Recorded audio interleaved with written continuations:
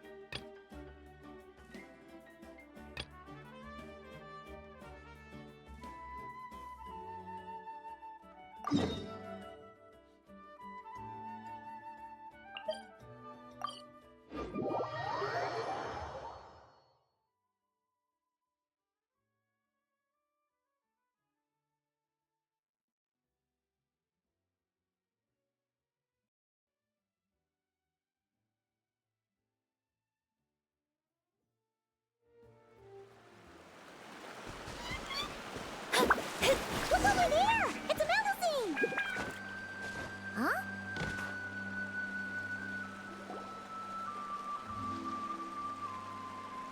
Hey there, Melusine friend! Need any help? Oh, Traveler Paimon! It's you! Long time no see! Right in one! You know me too well! Everyone in Marcy is preparing a surprise gift for Monsieur Neuvillette. We're working together to make him a new outfit. I was about to go find some gems and shells to decorate it with. Wow! A surprise present! Is it really okay for you to tell us like that, though? Oh, no! Sorry, it's my first time doing something like this, so it just slipped out. I'm not sure why, but seeing everyone working towards the same goal like this, my heart just won't stop racing. Paimon totally gets it. The mood's just so infectious that you get swept up in the hype and you just can't stop, won't stop, right? Yeah, it is! We may be playing different instruments, but we're playing in harmony, making the same music. So, why'd everyone suddenly decide to give him a gift? Oh, that! Monsieur Neuvillette is always sending gifts to everyone in Marcy Village. So, after discussing it, we decided to make something for him ourselves. Flo handled the blueprints, and then we all picked out the materials and sewed it together. And Saran was in charge of emergency precautions to prevent things from getting totally out of control. Emergency precautions? Things getting out of control? Paimon knows that making clothes with Melusine hands is hard, but how bad could it possibly get? That depends on your definition of bad. Does it count if we ask Mamere to make a huge painting and then turn the canvas into pajamas? Oh, wow! How about that? Me too! But like Saran said, it's better if we make a respectable outfit that he can proudly wear when he's out and about. Lome's got tons of experience, so we had her get a whole bundle of fashion magazines and asked Sijuin what respectable meant, before we finally settled on solemn relaxation as the theme. Solemn relaxation. Paimon can't help but picture Neuvillette swimming around with a serious look when she hears that. Huh? Oh, right! Shells! I was so busy talking with you, I almost forgot my job. Sorry, I've gotta go. I can't hold everyone else up because I was enjoying myself too much. I need to find some shiny shells and rocks pronto and grind them up into shiny powder. I'm not sure if I have enough Tidalco for the dye either. Leave it to us! What a to finding stuff, we're the best in the biz. As much as you need, on time, guaranteed. Really? You will? Thank you so much. Then, could you please help me find some of the shiniest, brightest barrel conches? I remember there's a bunch in the waters around here. 2 or 3 should be enough. Even 20 or 30 would be a piece of cake. Oh, that's way too many. I'll focus on finding gems over here. Good luck to us. See you soon.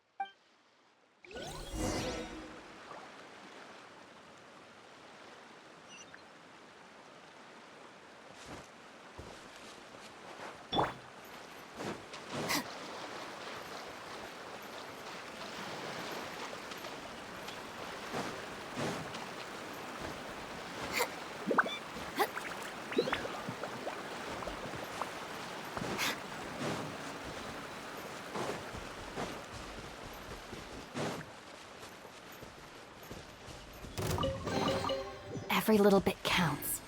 Who's this first?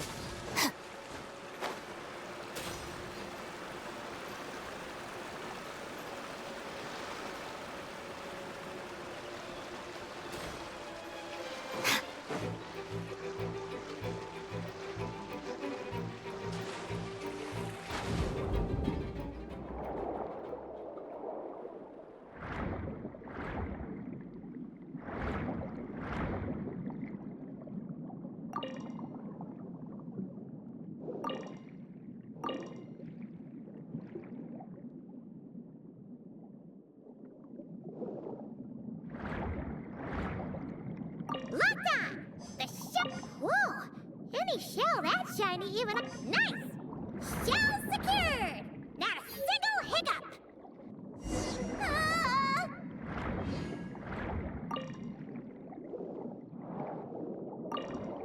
Ah! What was that? Poca may really be in trouble! Let's go back and check on her!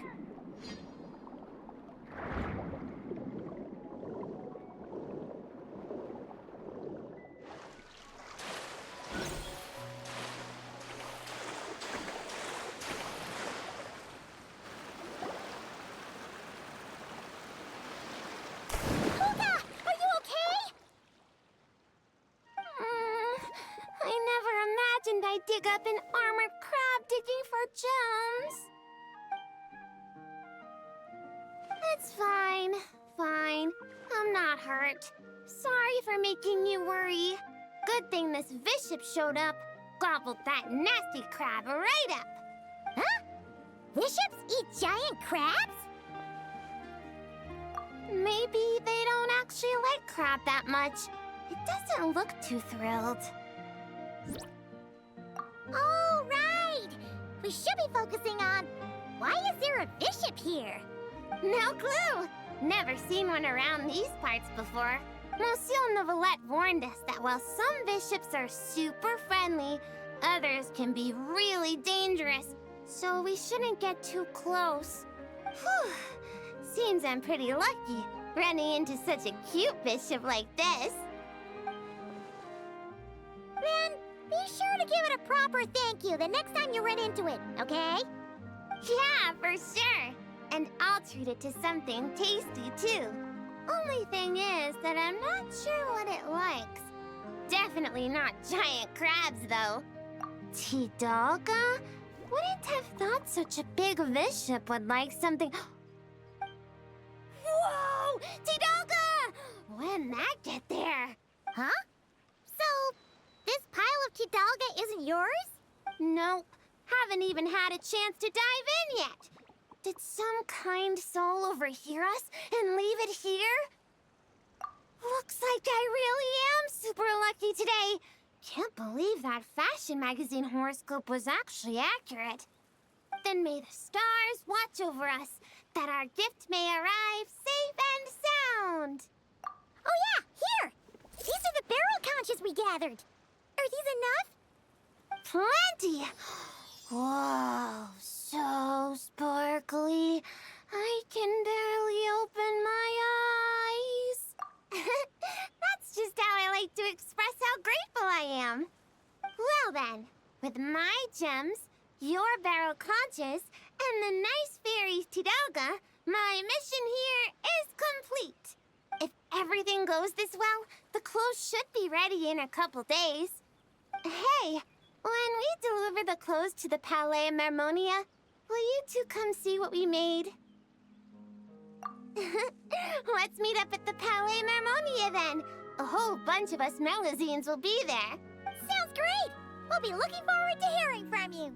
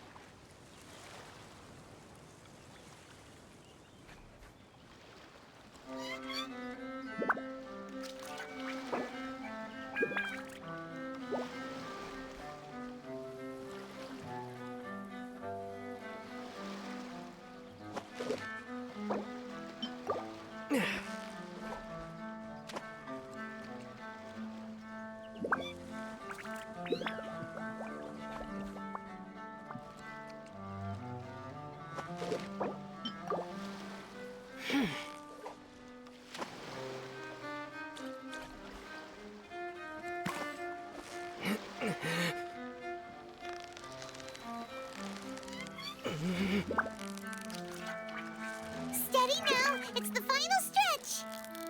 What is it? What is it? Is it another Paimon?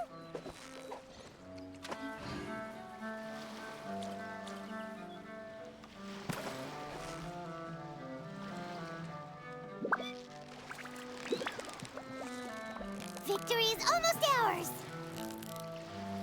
Wow, Paimon's stomach is rumbling already!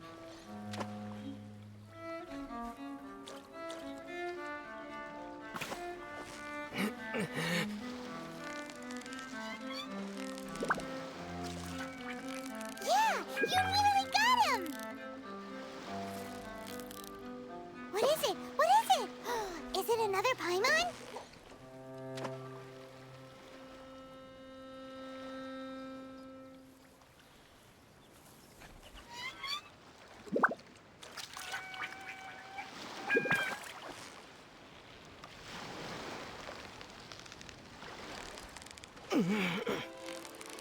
Victory is almost ours! What is it? What is it? Is it another Paimon?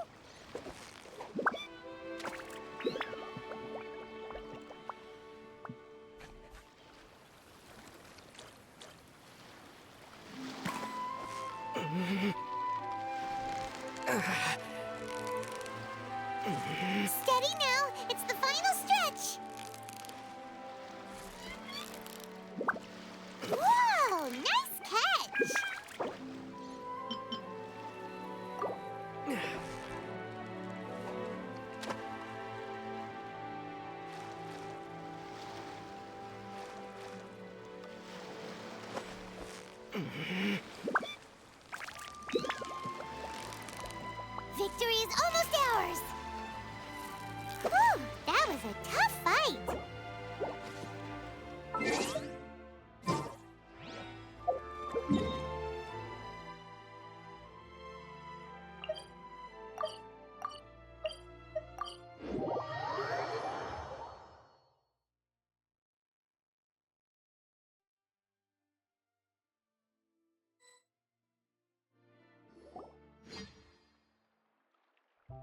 Wow! It's been a long time since Paimon seen the Palaemomonia this busy. Puka wasn't kidding. There are a ton of Melazines. Huh? Something's off, though. Everyone feels kinda... tense? Excuse me, miss? Mr. Gestionnaire, do you enjoy your work here in the Palaemomonia?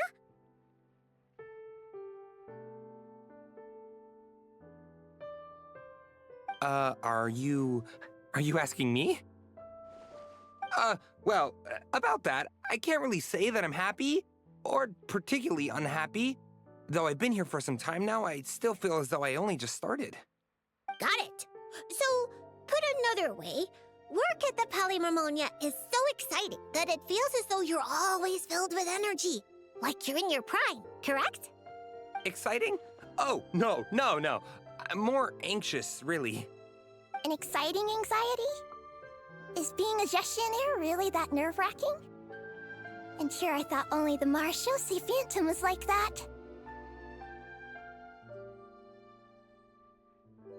Oh, no. It mustn't be exciting. If anything on the job excites your nerves, that means the process has already gone terribly wrong. Oh, is that so? Sadil never mentioned anything like that. Sadil? Oh, you mean Officer Sadil of the Marechaussee Phantom?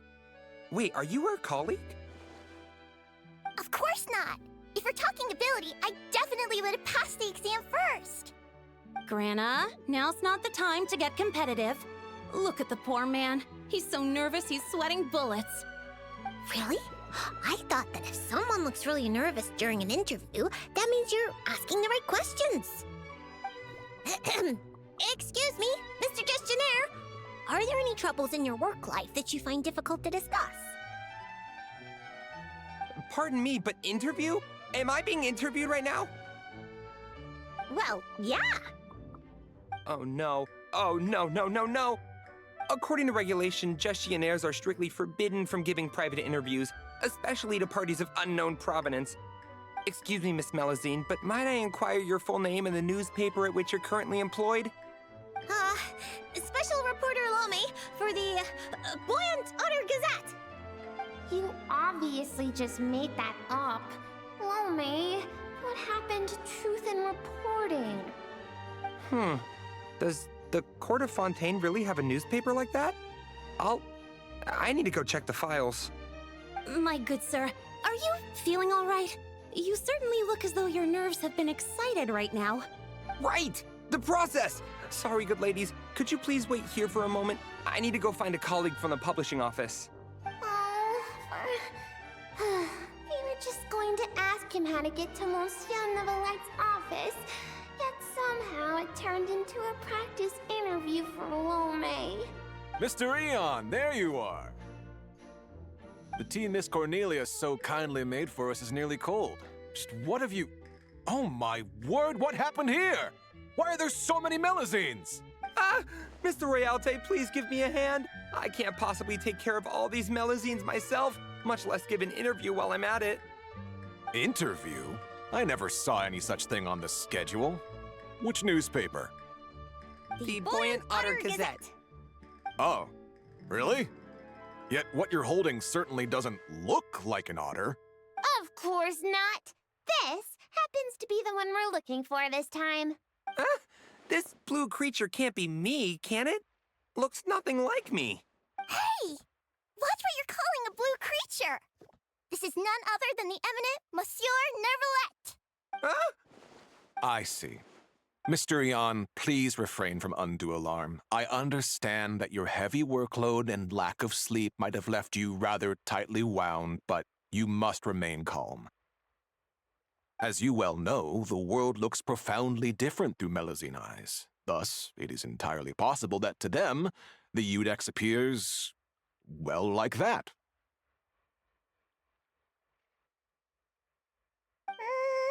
Pretty much. Monsieur Neverlet actually looks a bit different to every Melusine. So we split the difference. Ah, you split the difference. I see, a most judicious approach. In that case, might I inquire what matter you wish to see Monsieur Neverlet about? We're here to give him a gift. Gun salute! 21 gun salute from Monsieur Neverlet. Whew, that was a close call. We almost told someone else about the secret gift again. A gun salute? Inside the Palais Mermonia? Inside the Udex's office? Mr. Royalty, please calm down. You're also becoming unduly alarmed. Can you see something? Paimon's getting scared. Please don't make Paimon beg. Stop rubbernecking. It's not that Paimon can't sympathize, but it looks like Royalty's really about to call the guards. And if he really calls Neverlet over, then the surprise they worked so hard to prepare will be for nothing. And things will get way more awkward. What do you mean, this? Do what exactly? Traveler! Paimon! Ah, it's you. Traveler! Feels like ages since I last saw you. How have you been? Ha! That's great to hear. As you can see, this place hasn't changed a bit. Pardon me, but are you with the Melusines? Point is, wonderful. The problem has suddenly solved itself. Monsieur Neverlet is currently in his office and should not be receiving any other guests at this time. You may proceed.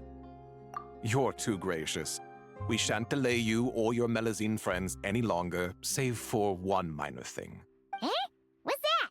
While inside the Palais Mermonia, particularly in the offices, please ensure that any items you're holding remain below head level. Otherwise, our most enthusiastic colleagues will doubtlessly assume you have a special request that you plan to seek assistance with. Got it. We were only holding it because everyone was scared of getting lost in the court of Fontaine. But now that we've reached our destination, Puka, if you would.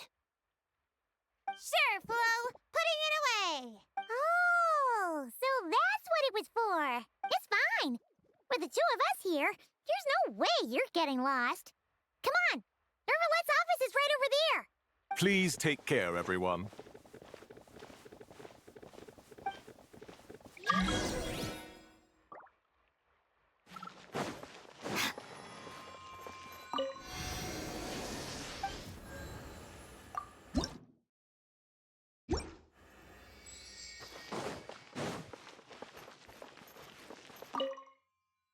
Okay then. Please lead the way to Monsieur Neverlet's office.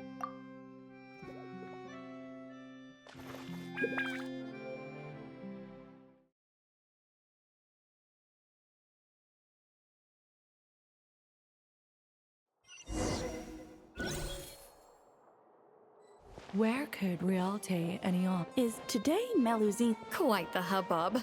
Sadine! Hey everyone, come on in.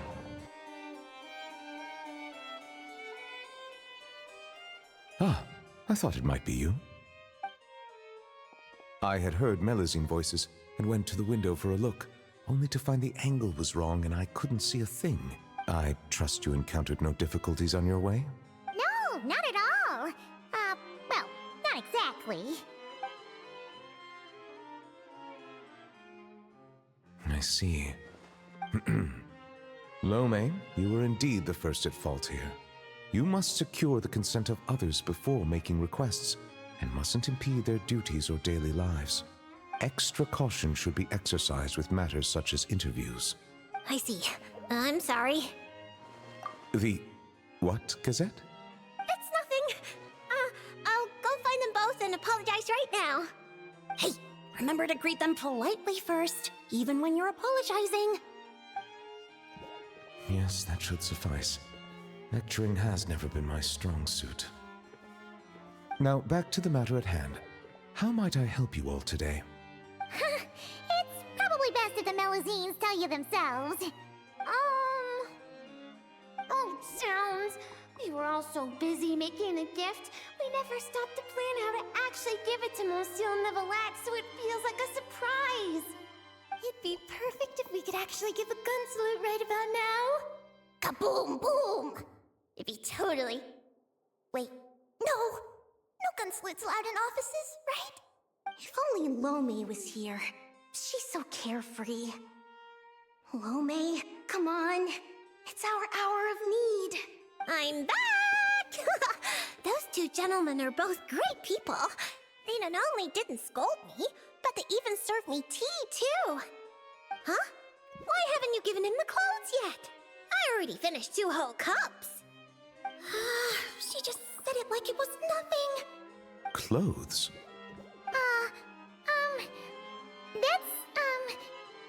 Yeah, you're right.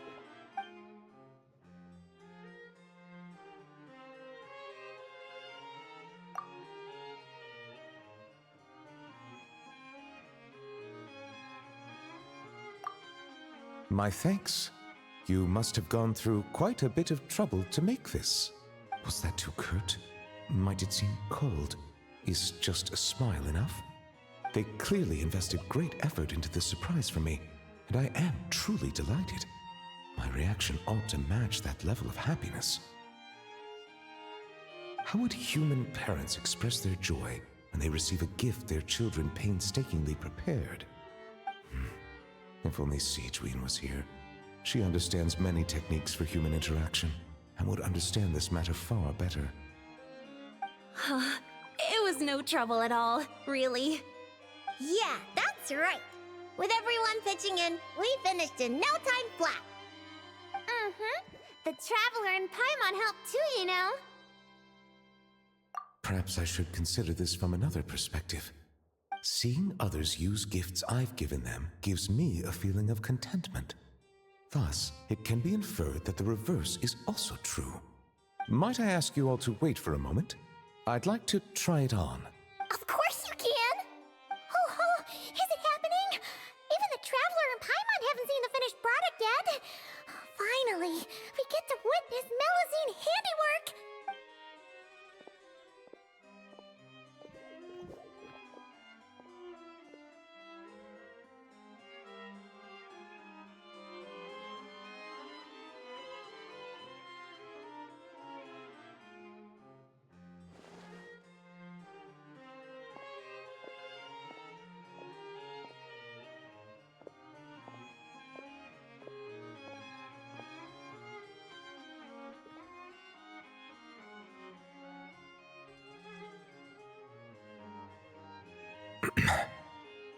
Well?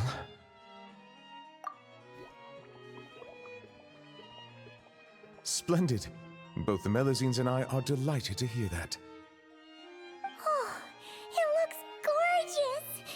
Plus, now Paimon gets what solemn relaxation is. Ah, indeed.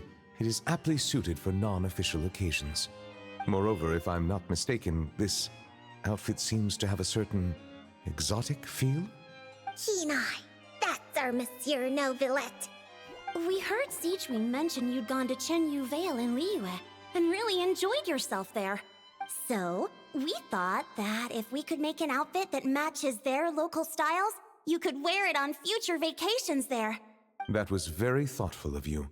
They really went out of their way for me. To do their gift justice, I must find time to return there, bring back some more gifts. But what should I buy? I suppose I shall decide once I get there. I can ask the locals for recommendations. It was mostly Flo. After all, she made the design and tailored it all by herself. Yeah! Flo's gonna be a super duper amazing fashion designer one day. She'll be famous all over Fontaine. Hey, that's going a bit overboard. It's not like it was all me. For example, if Puka hadn't risked her neck to get the ingredients for the dyes... We can skip that part. Monsieur Neuvillette might worry. What happened? It's really nothing. fun. Here goes. A bishop that likes Tidalga. I see. I understand. You are truly fortunate the traveler was there to help. But next time you go out, it might be safer not to go alone. Okay, I understand. Also, listening to your story, it seems you were aided by a bishop? Yeah, I'd love to see it again. Give it a big thank you. Hey, you guys think that maybe it was the one who left the Tidalga? I'm a bit concerned about her well-being lately. As I don't have any pressing duties, perhaps. We've stayed too long, haven't we? We really should get going while it's still early. Excellent. In that case, allow me to accompany you. Huh? Really? Oh, if we go now, we can make it back in time to treat you and the traveler to dinner. All right! Blubber profiterole, poisson seafood soup, poisson champ pie. Not enjoying the Melusines, have you? And why not? Come, let's go together.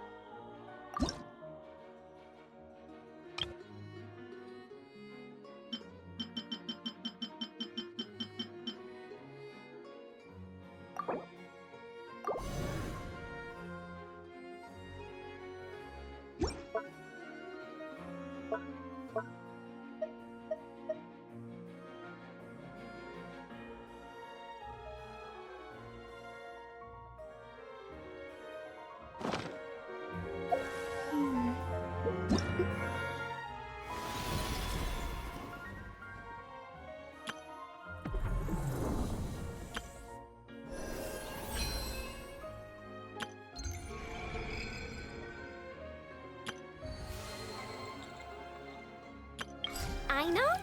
Present.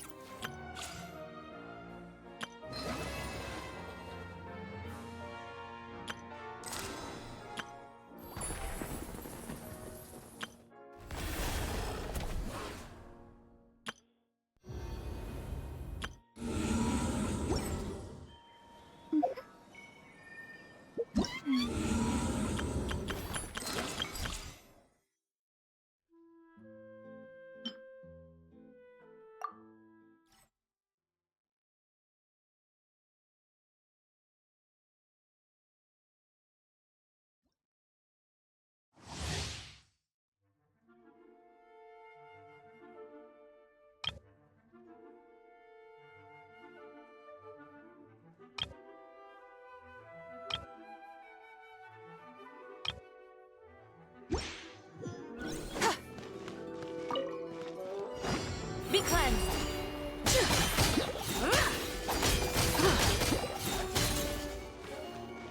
Lofty wisdom will show us the way.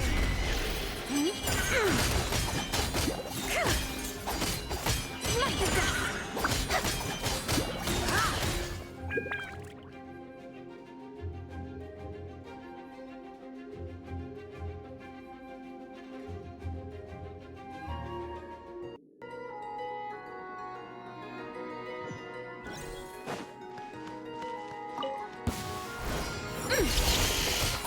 The sky's clear, the glazed moon shines!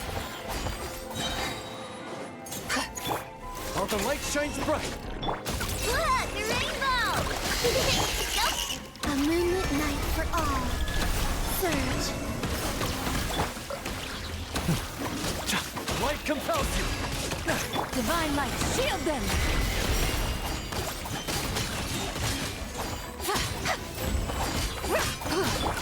Lash it! A new moon rises.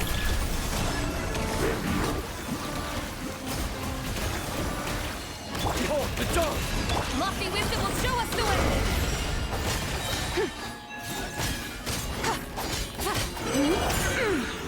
Bring down weather ball. Good one. A moonlit night for all. Go get him, Aiden! Be gone, shadow of darkness! The sky clears, the glazed moon shines! Be cleansed! Lash attack. Chew on this. A new moon rises. Surge. Divine light, shield them!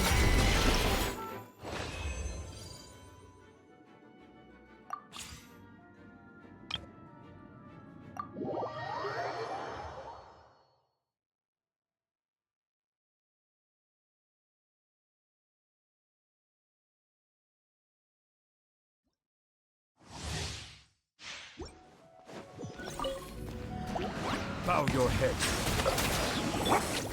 Go get him, you! Enhanced animal module 75. Absorption test. Reset your mind. Midnight Phantasmagoria. Don't be scared. Bow your head. Hey, go away. Swirl, Mark 2. Wings of darkness. Come, sever night from day. Let the mighty be humbled. Settle down.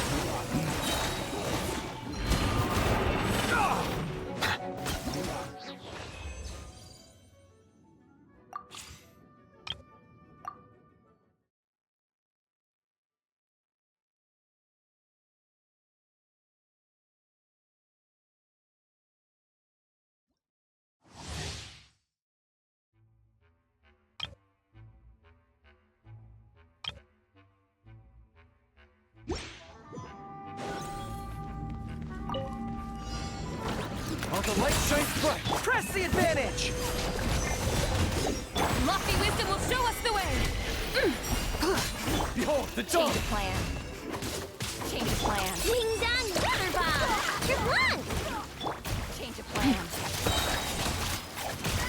Fall in! You got this! Huh? Light compels you! Everyone on me! Suppressing! So... Follow my lead! Lash attack. Go slow. Divine light, shield them! Be While the light shines bright! Be gone, shadow of darkness! Bring down weather ball. Press the advantage!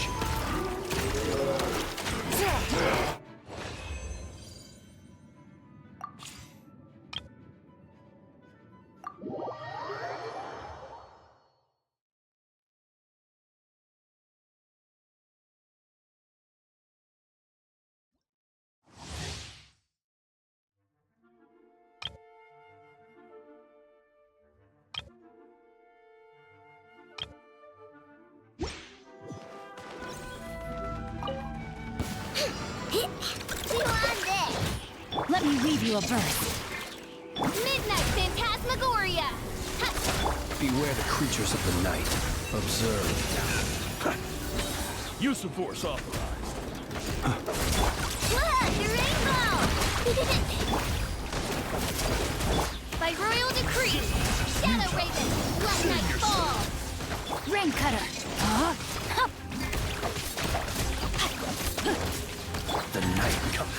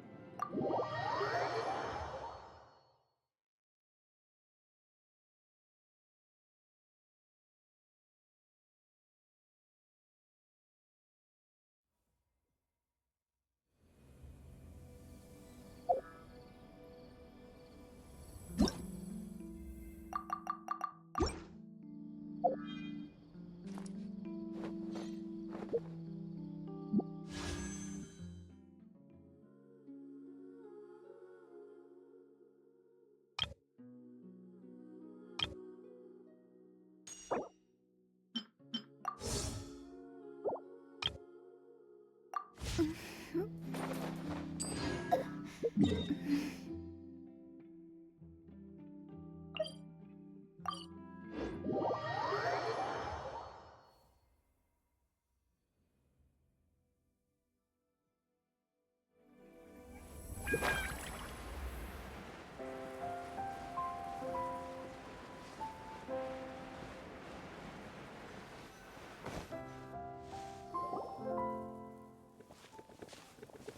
telling you, I saw it in a magazine before.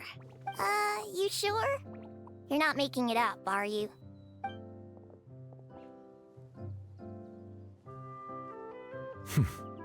Come on up now. It's me. Nouvelle! Passive! Passive! Whoa! It's Passive! So, you know Nourelette? Passive? This is how you address her then? That's what she meant? Oh, and to think that it used to keep Paimon up at night, tossing and turning. Even lost sleep over it. Hello? Melusine! Kapow! Puka, allow me to introduce you.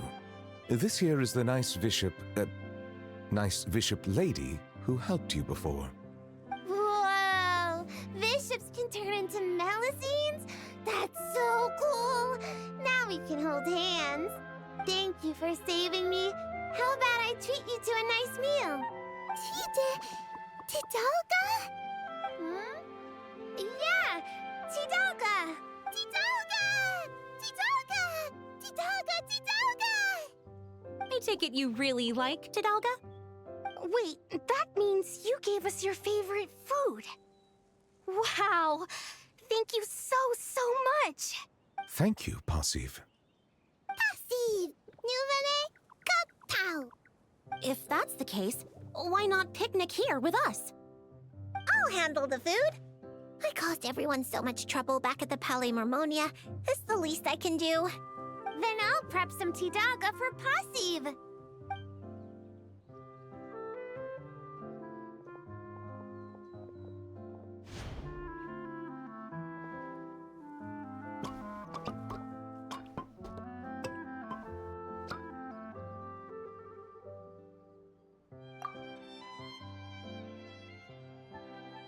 Tidalga much Passive sleepy.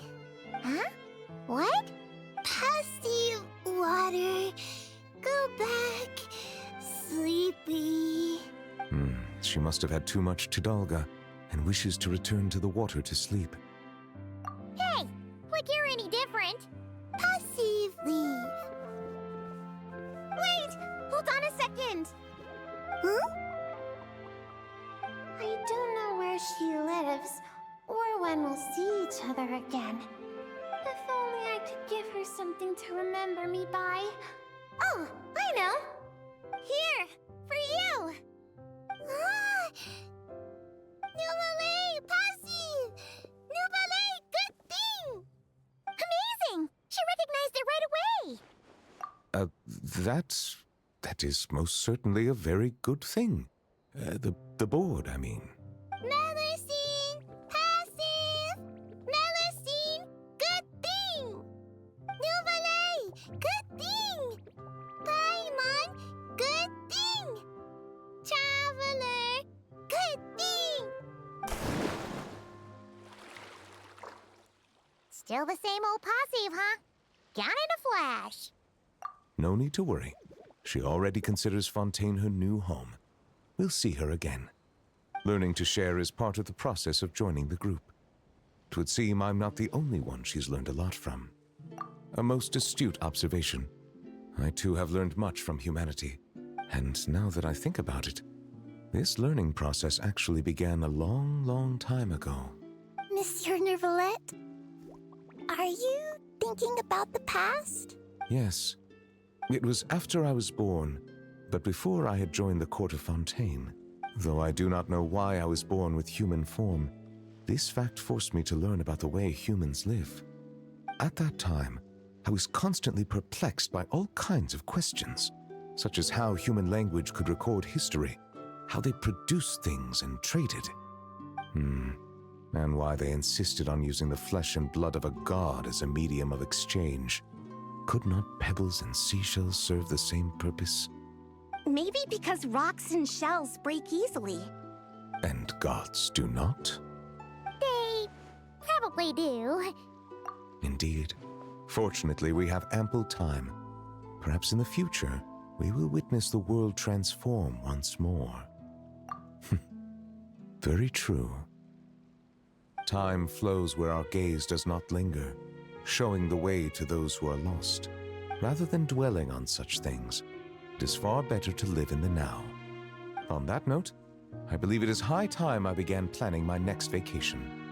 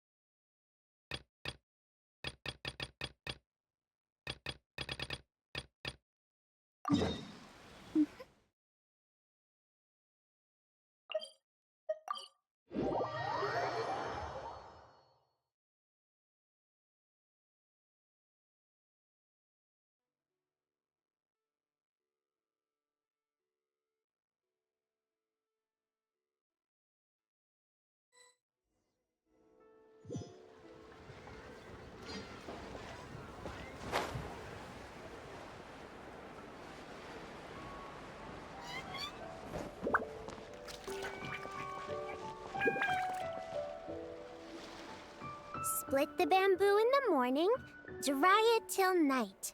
Shape and bend it nice and tight. Cross the strands to form a pattern, coat in silk, and you have a lantern. That's how you remember how to make a show lantern. Did you get all that, Chi-Chi? Morning, split bamboo, traveler.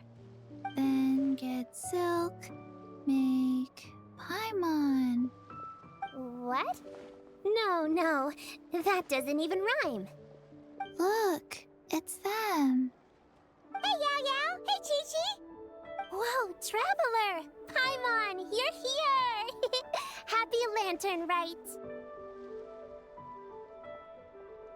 What you up to? I'm teaching Chi-Chi to make show lanterns. It's a real test of finger dexterity, so it'll help keep her nice and loose. Yes, I do finger exercises to be a nimble zombie. Wanna try too, you two?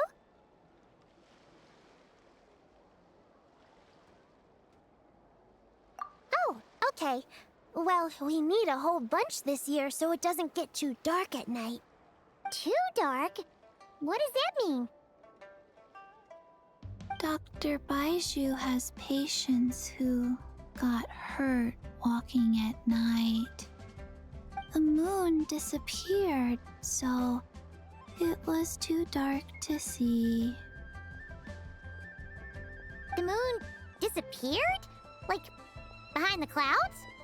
It was Jeonju, the moon devourer. Changshan told me about it, but now I forgot. It's an old myth from Chenyu Vale about a giant toad in the sky that eats the moon. What? The moon gets eaten? It's just a story. It's not like there's actually a giant toad in the sky. I asked Master about it, and she said myths are just insights into how the people of the past understood the world. Well, I didn't see it that night. But I've checked several nights since, and it's been there same as ever. According to Chi-Chi, though, the Ministry of Civil Affairs sent someone to do some kind of serious investigation. So, I don't know. Maybe something did happen. The Ministry of Civil Affairs? This is starting to sound bad. It's okay. You can fly. Even if it's too dark, you won't fall and get hurt. Yeah, exactly. So turn that frown upside down, Paimon. Or someday you'll get a whole bunch of wrinkles and wake up looking like an old granny. What? Okay. No more frowning. But the Traveler can't fly. He could still fall and hurt himself, right? Don't worry. That's what the shout lanterns are for. As long as we make enough, Liyue Harbor will never go dark. Yeah, and there's the giant lantern too. Oh, right! I almost forgot! Look! This year's Grand Lantern commemorates the Adeptus who guards the moon! With her watching over it, the moon will be safe for sure. A white horse? Wait! So that's the White Horse Adeptus? Yeah! Legend has it she used to live on the moon. So if it were ever in danger, I'm sure she wouldn't just stand by and watch. Huh! We've heard of the White Horse Adeptus before, but we never heard the part about her living on the moon. Probably because it's a folk legend from Chenyu Vale, so not a lot of people know about it. But recently, some ancient artifacts were unearthed in Liyue, and the archaeological team even found evidence of ancient people worshipping an Adeptus who lived in a palace on the moon. It's kind of like how we write wishes on Shao lanterns and release them during Lantern Rite. The White Horse Adeptus would descend from the moon in her jade carriage and grant people's wishes. Ooh! When did that happen? She sounds different from the other Adepti in Liyue. It must have been a super long time ago, 'cause even Master barely knows anything about this Adeptus. Nope. Kinda unbelievable, right? Yanfei said the White Horse Adeptus might even be a made-up legend, just like Janju the Moon Devourer. Yeah, a made-up horse and a made-up toad. You're mistaken, children. The White Horse Adeptus really does exist. Oh, Mr. Liu from the Baiju Guest House. But how do you know that for sure? Have you ever wondered how the guest house got its name, Yao Yao? Baiju... White Colt. So, it's named after the White Horse Adeptus? That's right. And that's because one of my ancestors was once blessed by the White Horse Adeptus. Wait, really? Tell us more! Tell us more! It was a long, long time ago, when this ancestor of mine was still a young girl. She was out gathering herbs and accidentally fell off a cliff, but the White Horse Adeptus rescued her. Oh, that's it? Paimon was expecting something a bit more... special? We've heard a whole bunch of stories like that before. Patience, young one. Let me finish. After the White Horse Adeptus saved my ancestor, she told her a story about the moon and the ancient kingdom of Langan. My ancestor was so captivated that she completely lost track of time. So much so, in fact, that when she returned to her village, she found nothing but a desolate ruin in its place. It was as if, without her knowledge, countless years had passed in the mortal world. Huh? The most extraordinary part of all is that it turned out to be a dream. When she woke up, she found herself at the bottom of the cliff, right where she had fallen. Other than her medicine basket, now filled to the brim with rare herbs, it was as if nothing had happened, until out of nowhere, a horse's whinny echoed through the air, and when she looked up, she saw a pristine white horse leaping over the cliff. A white horse leaping over the cliff. Wow, that sure is a crazy story. But now, it's starting to sound a bit too far-fetched. Another skeptic. You sound just like my son. But I know it's true. Ancestral records don't lie. Wait, so your son doesn't believe it happened? Don't get me started. Not believing is one thing, but he even wants to change the name of our guest house. It's a disgrace, I tell you, a disgrace. Well, it was getting about time for him to take over the guest house. And what's the first thing he does? Starts going on about how the name doesn't attract enough customers and how we're losing business to Wangshu Inn.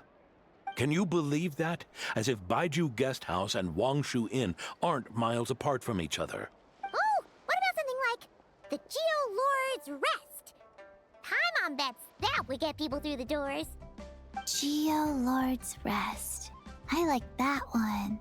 This isn't about getting people through the doors. This is about disrespecting our ancestors. Oh, White Horse Adeptus, my wish is this. Let your divine power be known. Teach my foolish son the error of his ways. Paimon wants to learn more about this Adeptus. Hey, maybe we should ask Zhang Li. Good idea. Mr. Zhang Li is super knowledgeable. He can answer questions even Master has no clue about. Yeah, we just saw him having tea at third round knockout. All right, then that's our next stop. Chi-Chi and I are gonna keep making Shao lanterns. Careful on the road. Goodbye, Paimon. Goodbye, traveler.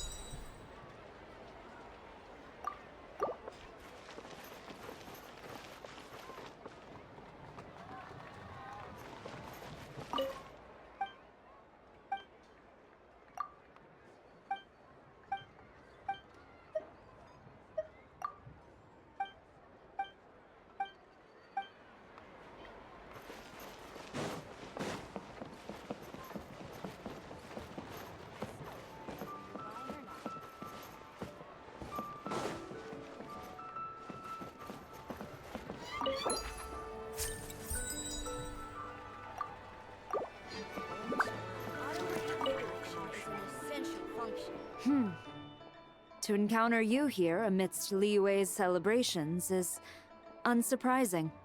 Happy Lantern Rite. Indeed, I submitted the request to Miss Pingxi. Evidently, you are the professional photographer she mentioned. Very well. I trust you will take excellent photographs. Let us begin.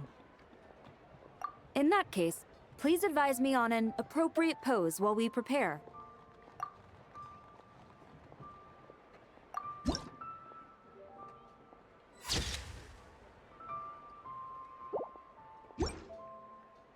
A commendable picture.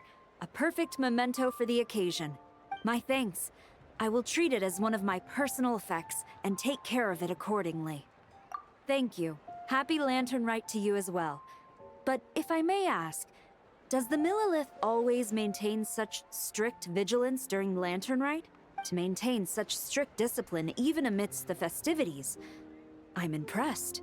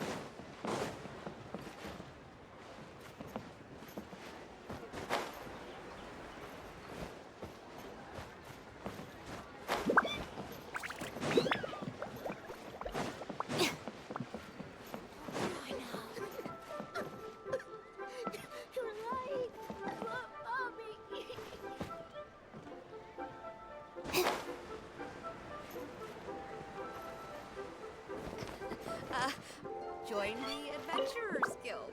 You'll have a... Whoa. The craftsmanship of these Xiao lanterns is something else.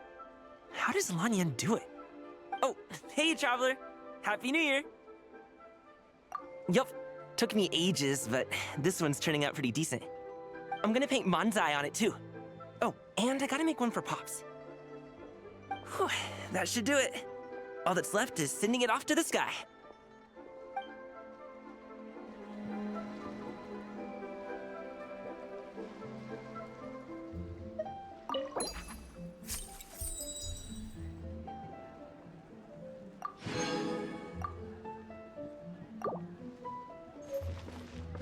The key here is consumer psychology.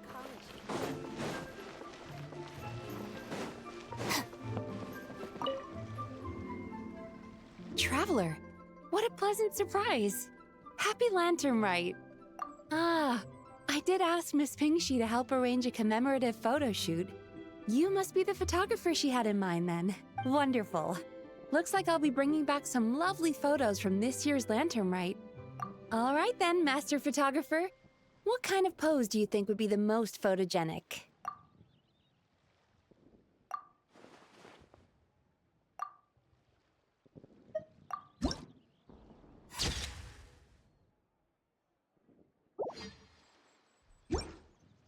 Oh, what a lovely picture. Thank you.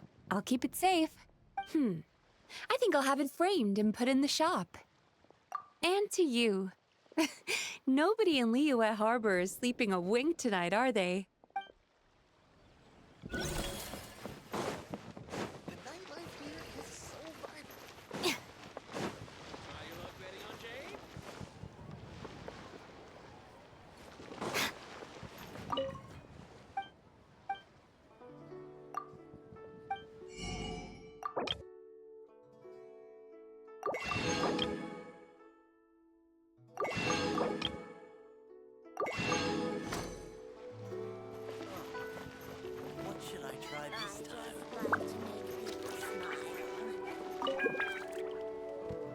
Another one finished.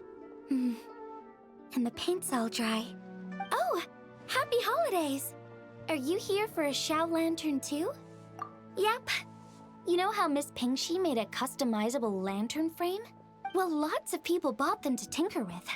Oh, Gaoming got one too. I offered to help, but he was adamant about doing it himself.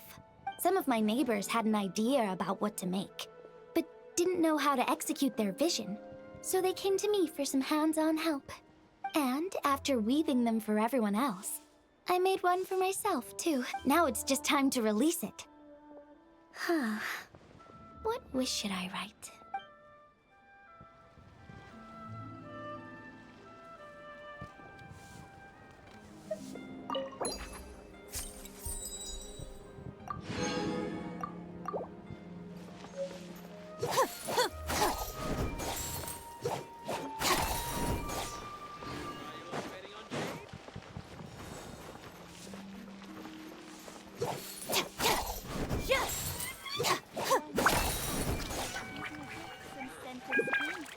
I promise it'll be unforgettable.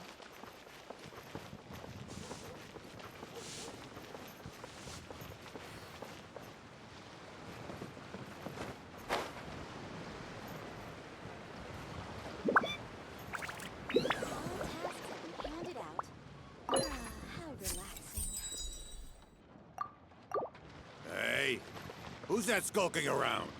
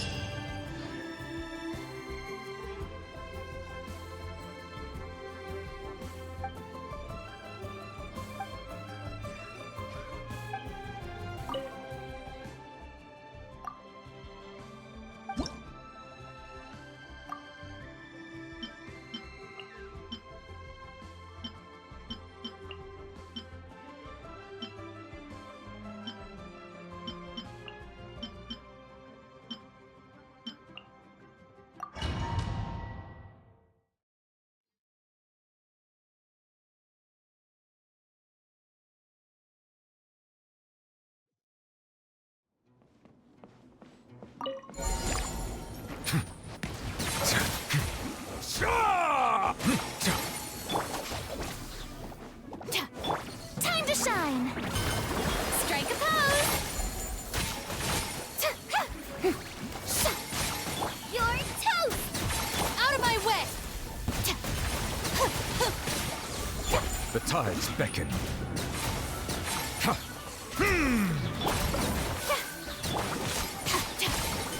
Nice and spicy! Let my name echo in song! I'll settle this!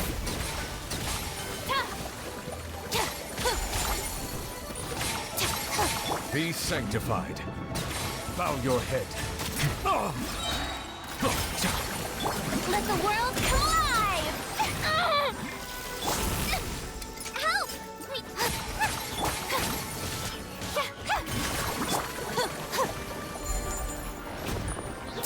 Stand with me!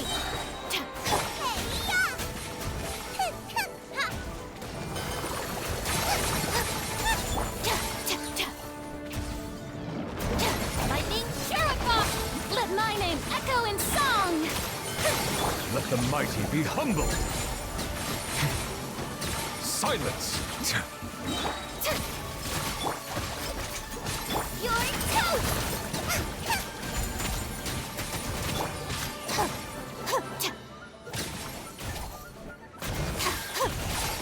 Time to shine!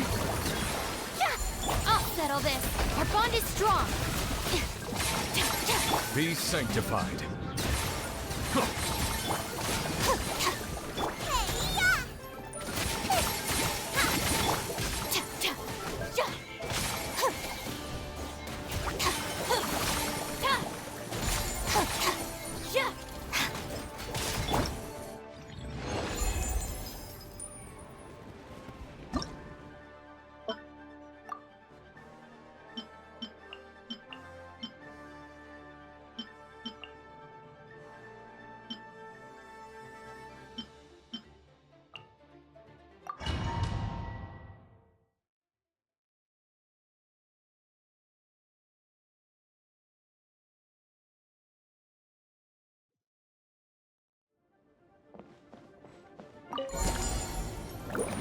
Leave this place. Out of my way!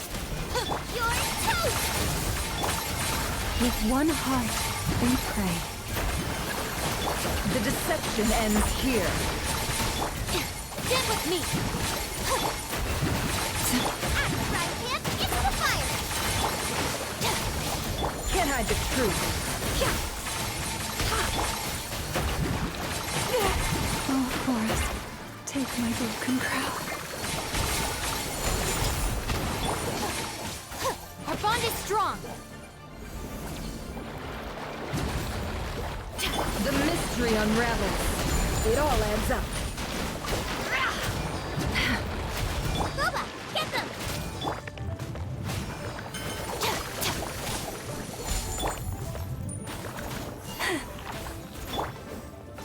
Dissipate! Can't hide the truth. No more lies. Right hand into the fire!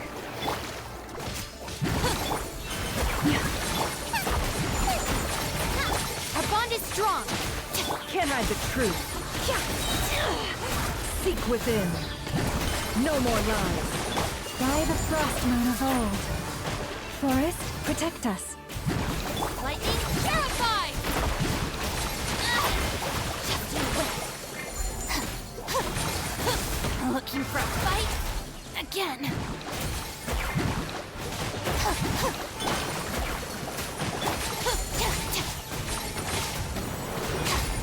With one heart, we pray. Leave. Dissipate.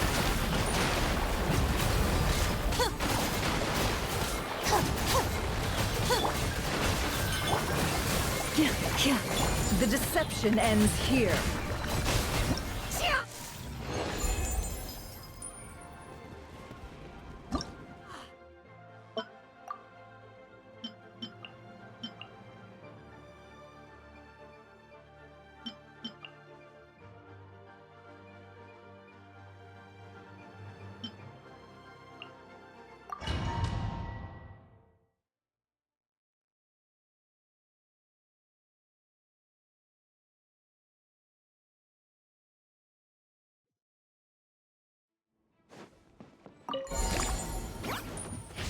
Stay! You're toast! Boba, get them! Think you can get away? Yahoo! A turning point in fate! Watch out! I'll settle this. Brace yourselves.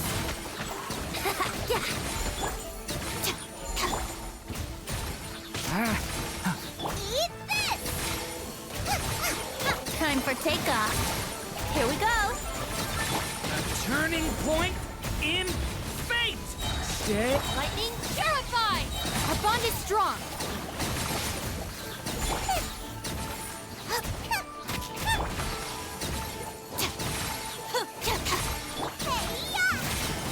Think you can get away?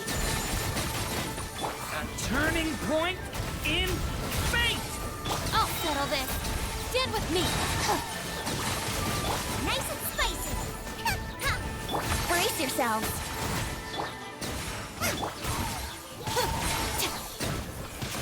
Time for takeoff. Here we go. Eat this! Stay away from me! Lightning, purify! Our bond is strong. I'm the frying pan. Think you can get away?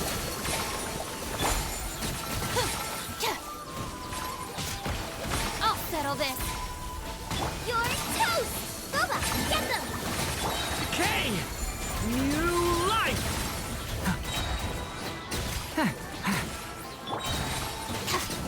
Time for takeoff. Lightning, purify! Dissipate. Nice and spicy. Stay back! Hey-ya!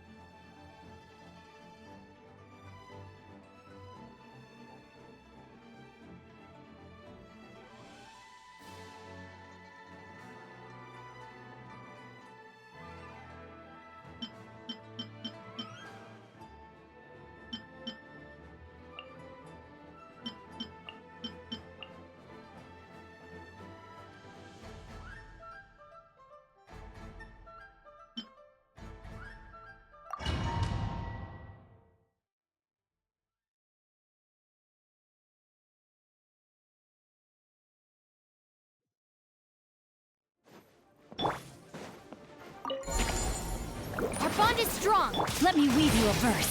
Rain outlines your seek within. It all adds up. By the frost moon of old, you pull. Out of my way!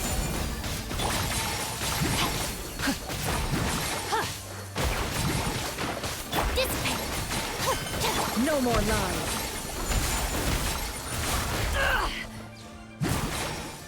With one heart, we pray.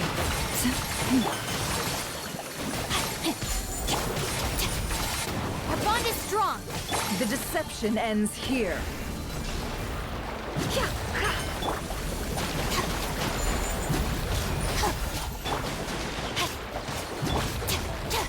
Can't hide the truth. It all adds up. By the frost moon of old, leave this place. Huh? Witness the power of Gugwa. The mystery unravels. Oh, dissipate. No more lies. Forest, protect us for the everlasting forest. I'll settle this. No, my sword. Can't hide the truth. The deception ends here. It all adds up.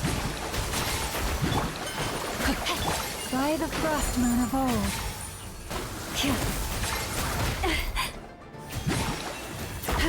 Our bond is strong. Rain outlines your fate.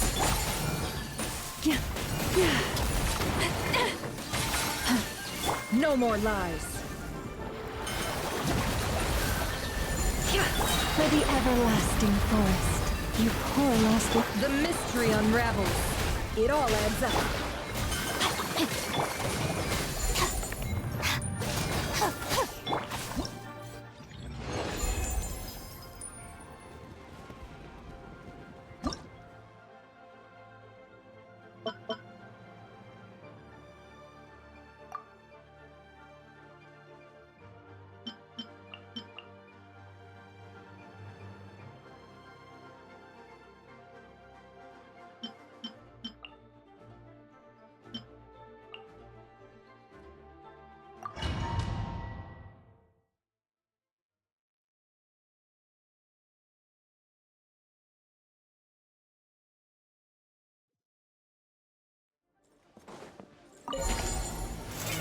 Be silent. Close your... Out of my way. Dissipate. Let me weave you a verse. Preparing for dust up.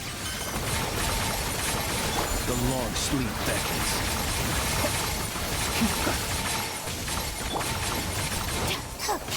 Cleanup sequence initiated. Stand with me. Be silent. Observe.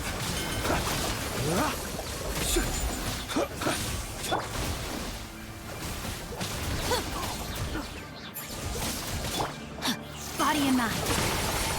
I'll settle this. Our bond is strong. Annihilation mode. Insulation chamber deployed. Be silent. To dust. Close your eyes.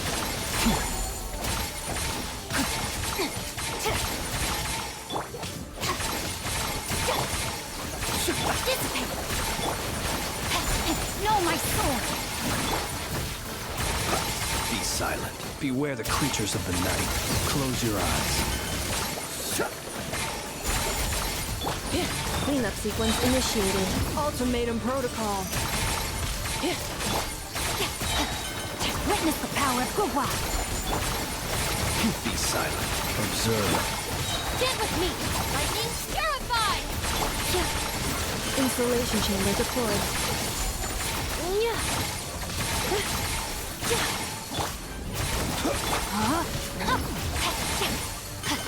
Annihilation mode.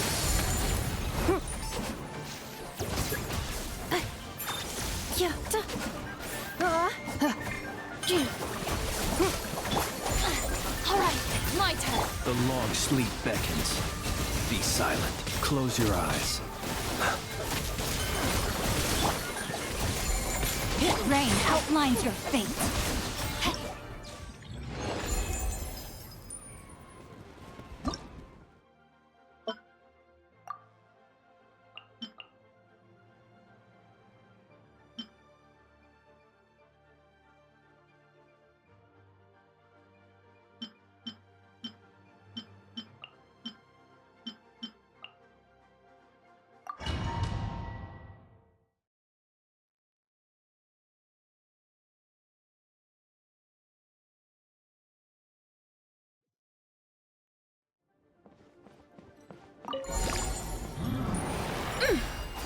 No, my sword!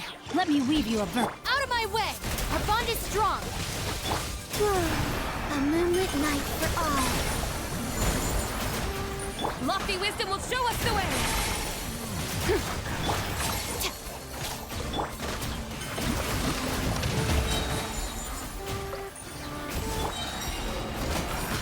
A new moon rises.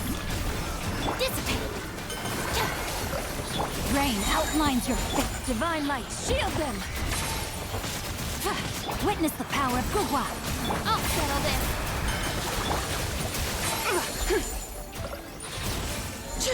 A moonlit night for all. Wane. Stand with me!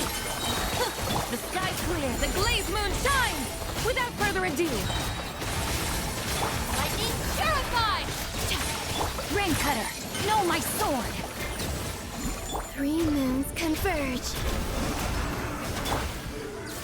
Divine light, shield them!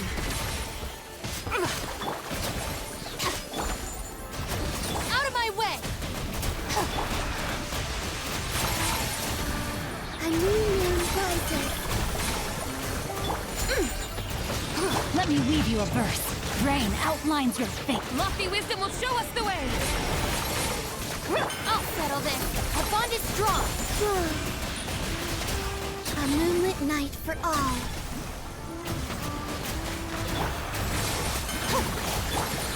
The sky's clear, the glazed moon shines! Without further ado, witness the power of Gugwa! Out of my way! Stand with me! 3 moons converge. Surge.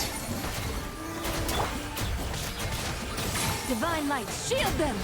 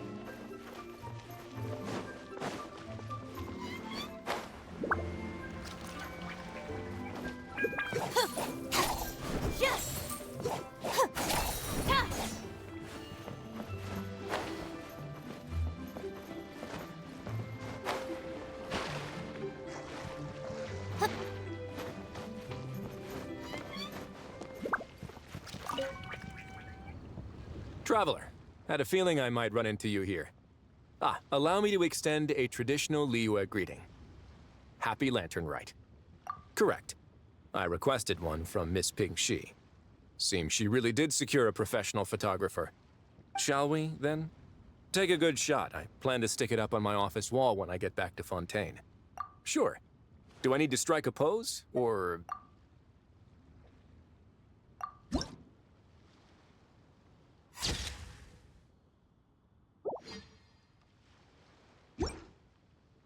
Let's see.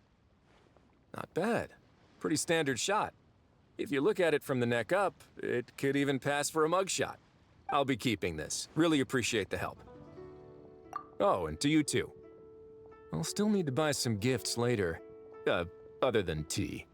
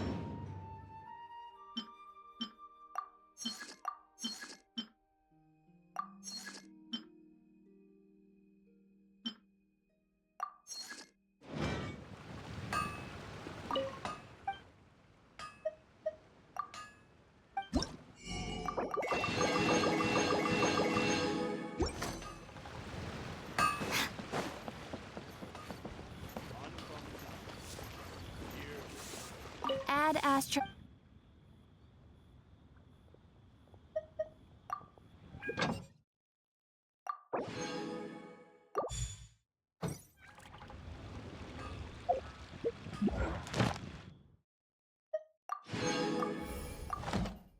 Add astro... Thank you for completing... Add astro...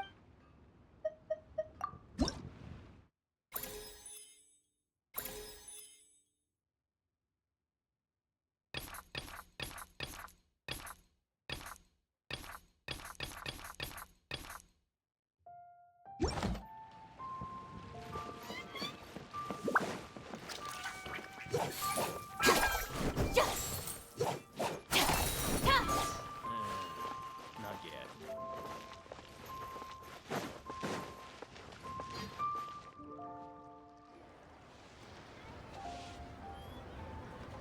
Oh?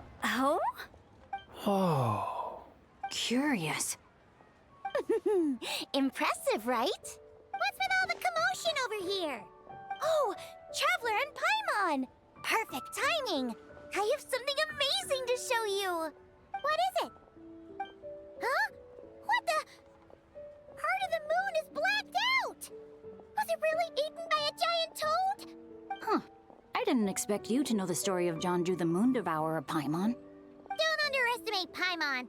She learned a whole bunch of things in Sumeru. But Jonju the Moon Devourer is a Liyue legend. Well, knowledge knows no borders, so... there. You're right about that, Paimon. But this dark circle doesn't look anything like a toad to me. A toad's egg, maybe? But that's about it. Oh, wait, Traveler! You've been in Nodcry, right? The people there worship the moon goddess. So you should know what's going on here. Really? Not even in a place where people worship the moon? Oh yeah! Master told me that the tale of Jianzhu, the Moon Devourer, was how ancient people explained a certain celestial phenomenon. But what is it exactly? Some kind of omen of disaster? How so? Oh, but in this picture, the moon is being covered from the center. So this can't be a normal eclipse. Then, it's still an omen of some impending calamity? We never said that! Ugh, some crazy customer left it at the restaurant. Just thinking about it gives me the chills. Attention, everyone! As the auspicious festival season approaches, I have an announcement to make. I, Lu Xiong, am on the verge of becoming one of the most renowned archaeologists in all of Liyue Harbor. No, scratch that, in all of Tibet. Even though I never trained at a prestigious academy, I've still managed to dig up tons of treasures. And I understand practically a whole dictionary's worth of big words, too. Like my pops always says, no pain, no gain. And I haven't had it easy, that's for sure. So, it's definitely my turn to make a name for myself. What's the deal with her? No idea. Maybe she ate a bad batch of perch stew? What? You don't believe me? I'm telling you, I dug up treasures from the ancient nation of Longan. I even got a picture of Jonju devouring the moon. Longan? Jonju? What is she even talking about? Sounds like she's a few perches short of a stew, if you know what I mean. So what if blackback perch stew is my favorite? Stop talking about me like I'm not here. Whoa, what are you doing? You're just a stupid, ignorant man, and I'm gonna kill you. Young lady, you need to calm down. What? So you're looking down on me now too? How about I take you both out then? How does that sound? This is a place for dining. If you wish to take me out, you'll have to do it elsewhere. Don't act like you're better than me. Do you know who I am? I'm about to be the most famous archaeologist in all of Liyue. No, Tibet. Show me some respect. It's respect you want? Very well. For the sake of the other customers, we'll do this your way.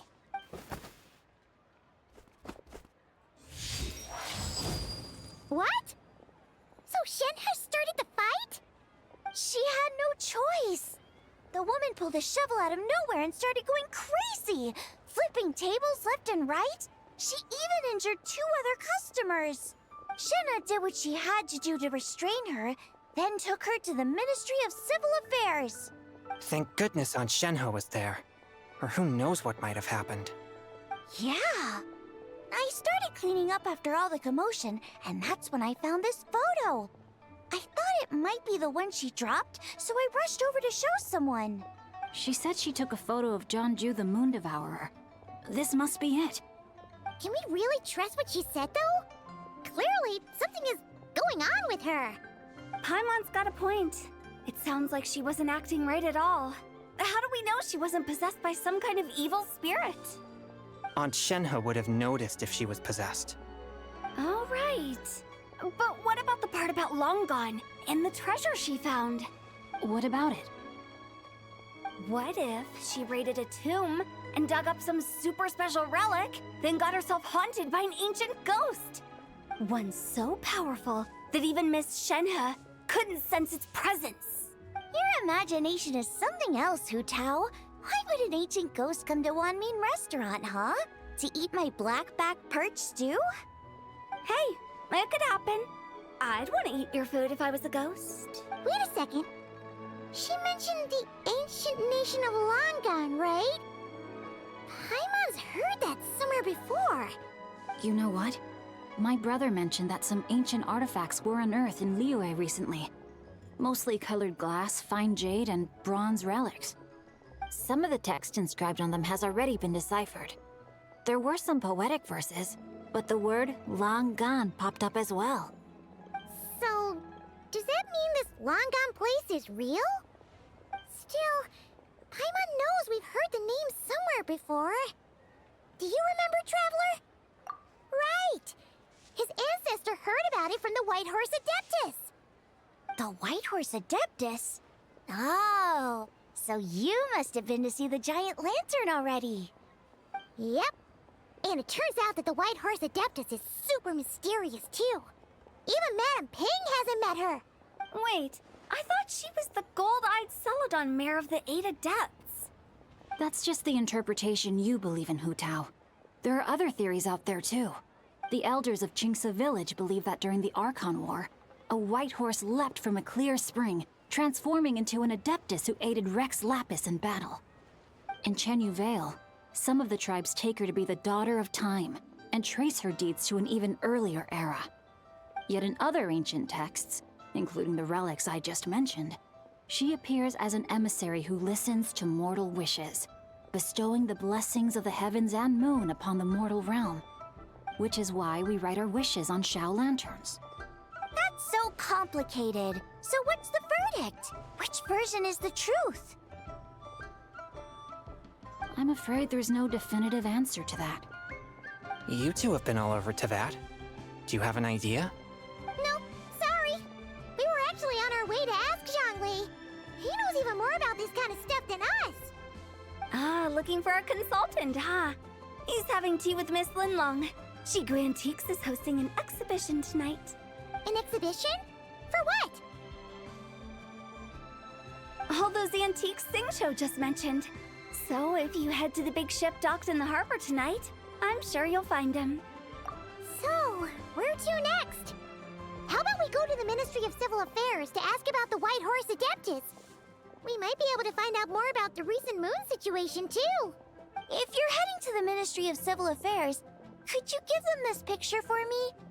Since it belongs to that customer, she deserves to get it back at least. It might even help the ministry with their investigation. Ha! All right! We're off! Oh, wait! I almost forgot! Happy Lantern Rite! Come have a meal with us when you're free. We'll be there, or we'll be... square!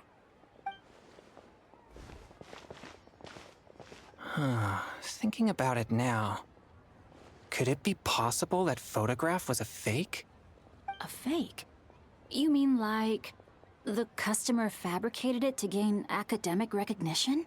Nice one, Changyun. I never even thought of it like that. how about we go check out that place tonight? I know exactly where it is. All right. I'll get scolded if I get home too late. Live a little, Sing-Cho. You act like this is a first for you. Worst comes to worst, we'll get Xiangling to cook you something delicious, okay? Well, when you put it like that, I suppose it's worth the risk. You were just waiting for the promise of free food, weren't you? Fine. It's a plan then. We'll meet up tonight.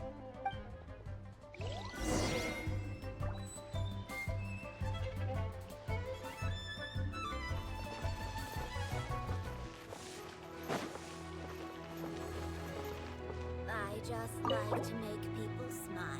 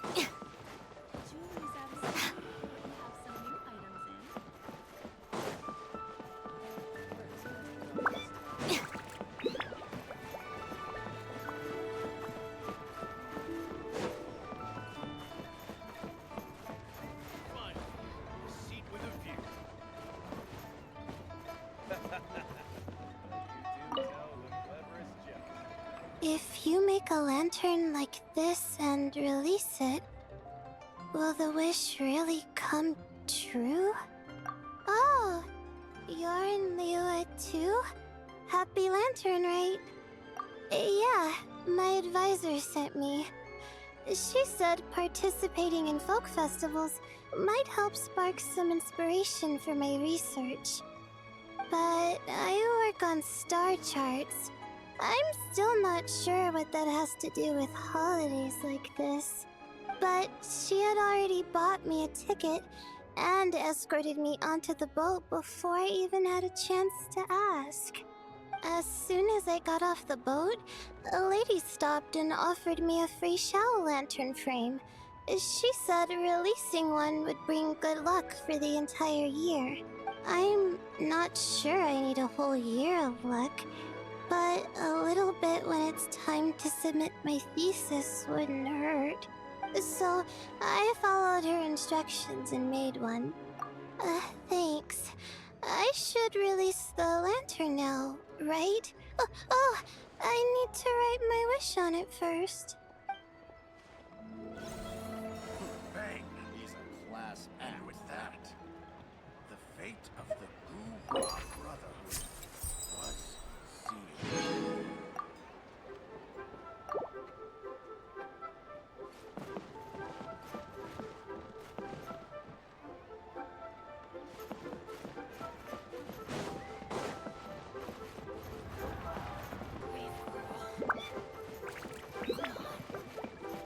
Don't cry now. Traveler?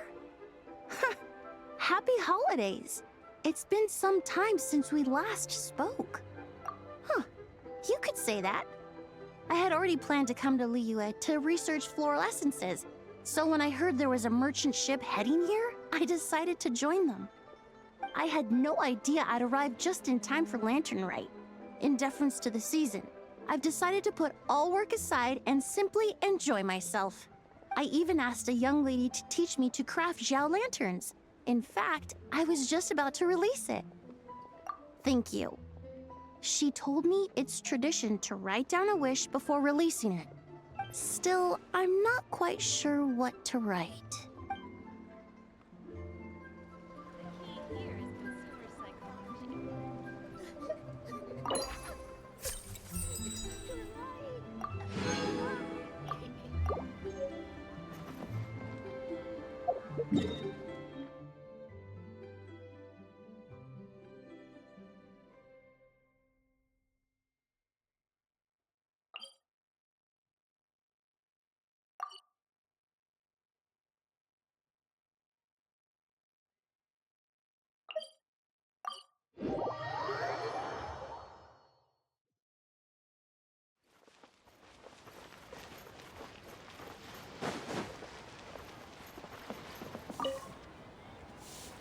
Oh, this is what I get for being impulsive. Making a shower lantern's no joke. Traveler? Oh, ain't that something? It is you! Happy Lantern Rite. Yeah, Miss Pinkshy gave me the frame, but I designed all the details and made all the ornaments myself. Pretty rad, huh? I even gave Hu Tao a few. Oh, shoot. I totally forgot I promised Hu Tao I'd help her make some shower lanterns, too. I gotta release this one pronto.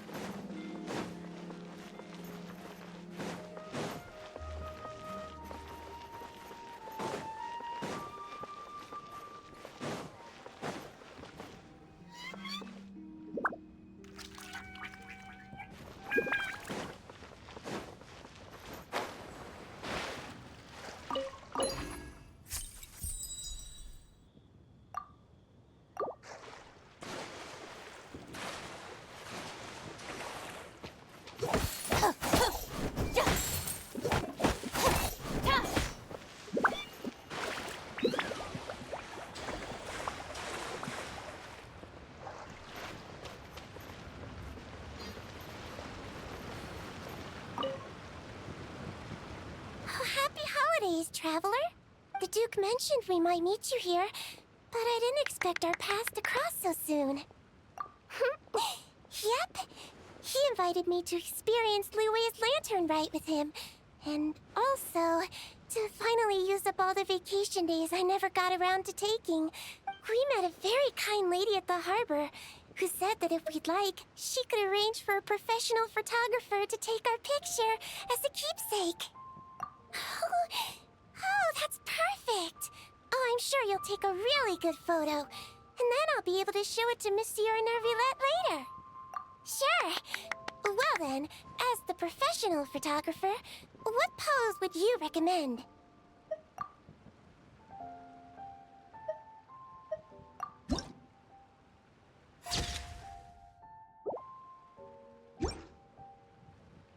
All done?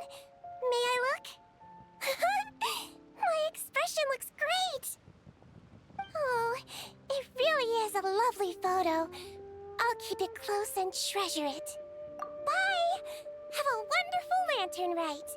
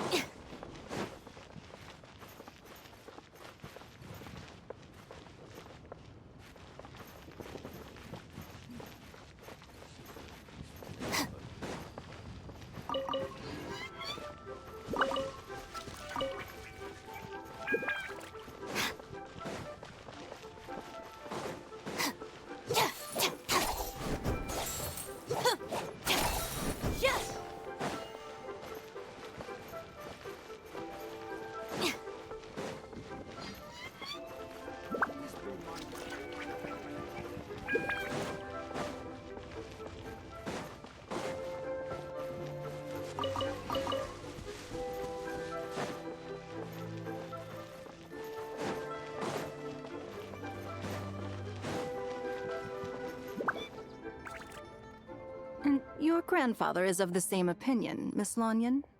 Yes. On Lantern Rite, the moon shall go dark. That's what the signs are indicating. Celestial observation isn't Grandpa's strong suit. But he discussed it with several other elders from our clan, and their conclusion was the same. It's consistent with the information we've received from other sources as well. You mean the whole thing? About the legend of Jeonju the Moon Devourer? Happening in real life? Yes, that's one of them. So it's true. I thought it was just a rumor. It's true. But right now, the bigger issue is that all our sources indicate the phenomenon's gonna happen again. I'm not sure this bodes well. Let's remain optimistic for now. We're making progress interpreting the artifacts, and Ganyu is consulting with the Adepti as we speak. Besides, apart from the incident at Wanmin Restaurant, there haven't been any other moon-related disturbances. Ningguang, Keqing, and Lanyan! You're all here! Oh, Traveler! And Paimon! It's been a while. Happy Lantern Rite. Yes, happy Lantern Rite. What brings you here, though? I thought you'd be in the harbor enjoying the Shao lanterns. You're certainly not the type to visit Yujing Terrace for no reason. Is th- What? We're not allowed to just drop in on our friends during the festive season? I was only teasing. You're welcome to visit us anytime you wish. Happy Lantern Rite. Oh, and about all the moon business you were just talking about? We have something to show you. Here, take a look! Whoa! Something really did take a chunk out of the moon. Someone managed to capture a picture of it. Is this Jeonju, the Moon Devourer, then? Even though we confirmed this event took place, I still can't quite believe what I'm seeing. Where did you get this picture? From Xiangling! She found it when she was cleaning up after that customer caused a scene. She thinks they must have dropped it. Wait, is this Chawang Terrace? No, it's just where I'm from. It said that Chawang Terrace was where the ancient people of Chenyu Vale communicated with the heavens. And in this picture, the moon happens to be right above Chawang Terrace. I was just surprised, that's all. It's probably just a coincidence. That's interesting because the ancient people of Chenyu Vale migrated there from the chasm area. The chasm? So, that place is involved too? According to our investigation, that customer you just mentioned, Lu Xiangxiang, her father and grandfather are merchants in Liyue Harbor, and her mother and grandmother grow tea in Chaoying Village. A few days ago, she left her home in Chaoying Village to join a civilian archaeological team funded by Hoishan Hall, and ended up excavating some artifacts in the chasm area. These artifacts were then entrusted to Shigu Antiques and are set to be featured in an upcoming exhibition. Then, of course, the incident at Wanmin Restaurant occurred. We suspect something happened during the excavation that left her with quite the shock. And now, it seems like she also went to Chawang Terrace and took that picture of the moon disappearing. The chasm? Chawang Terrace? Things are getting pretty complicated. She's not in a good mental state, so we took her to Boo Boo Pharmacy to get some help. Why don't you come with me to check up on her? At this point, you seem invested in this case too. Then let's head there now.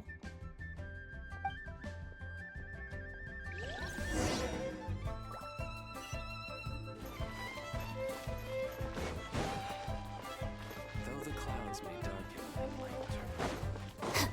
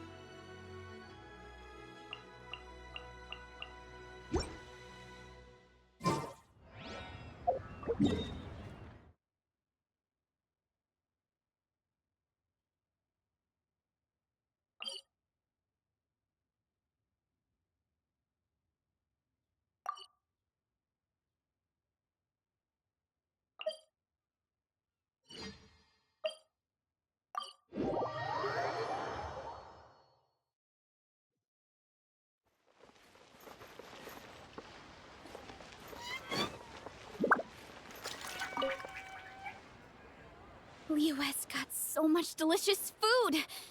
What should I eat next? Oh, how about boiled fish? No, wait. I need to take a picture for everyone back at the tribe first. Traveler? Oh, wow. So you're the pro photographer that lady was talking about? That's fantastic! You're so talented. Of course you're good with a camera, too. Sure! I want to strike a cool pose. But what if it looks weird in the picture? Any advice?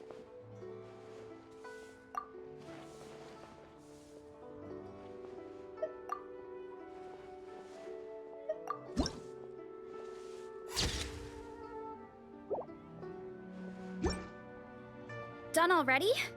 Oh, let me see. Whoa, told you they'd be good! Now, would it be the best spot in the orchard to hang it? Thanks! Next up, some more delicious food. Starting with... boiled fish.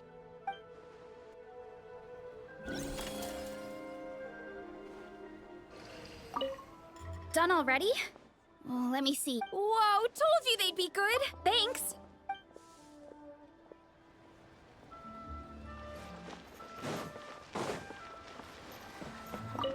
Okay, I gotta go find who Catch you later!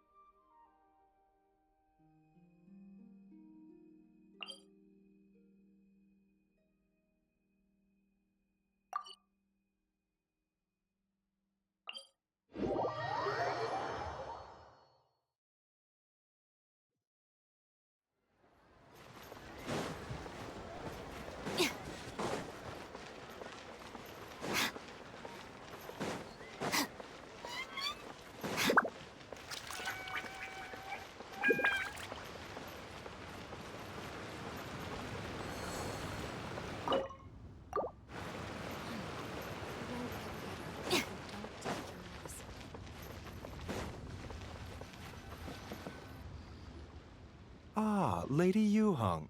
Oh, and the Traveler and Paimon are here as well. What a pleasant surprise. Happy Lantern Rite. I hope we're not interrupting, Dr. Baiju. Not at all. I assume you're here to see the patient? Unless it's urgent, however, it would be best not to disturb her rest. It's quite unstable. She's even more agitated than when she first arrived. And she refused to cooperate when we tried to check her over. I had no choice but to prescribe a calming draught and to have her rest for 2 days.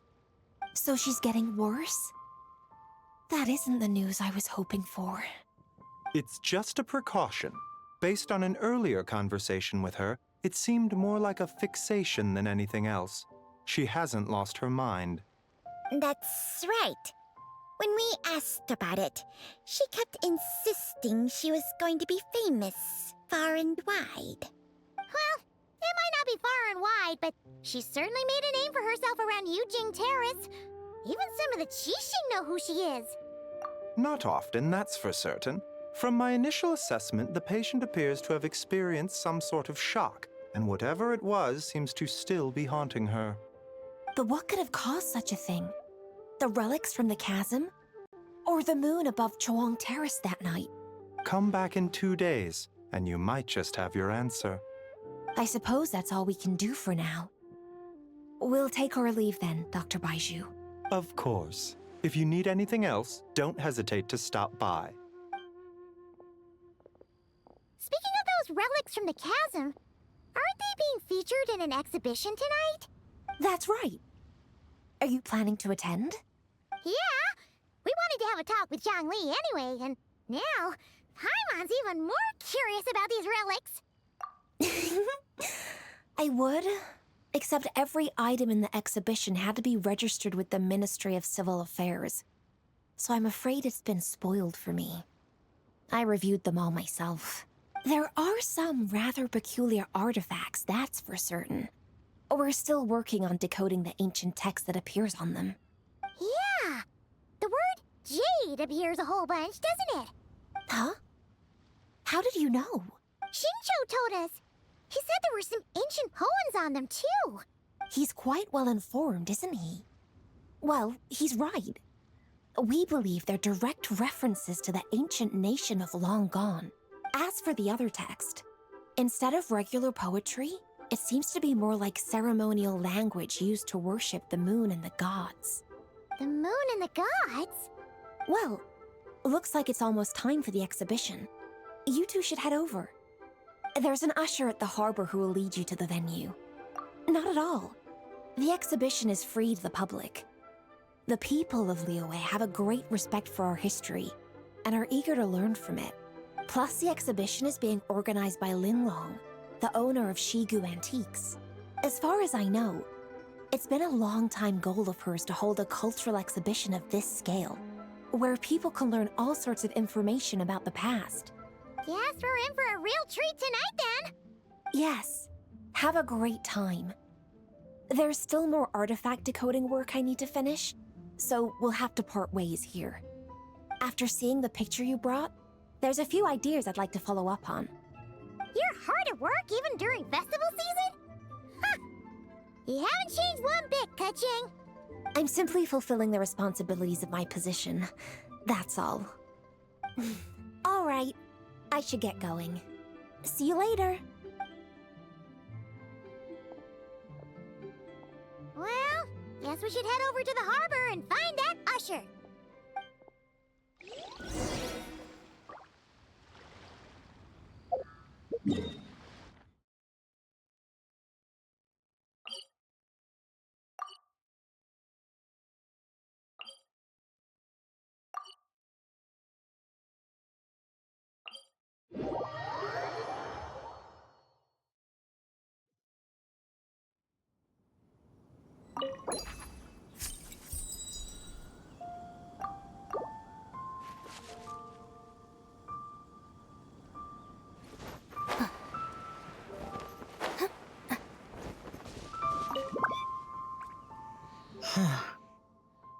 Yes. I saved someone from monsters earlier. She was carrying a frame and tools for making shell lanterns, and gave them to me as thanks. She also said this type of shell lantern can be modified however you like. So, yes, well, I tried my best. I suppose the next step is releasing the shell lantern.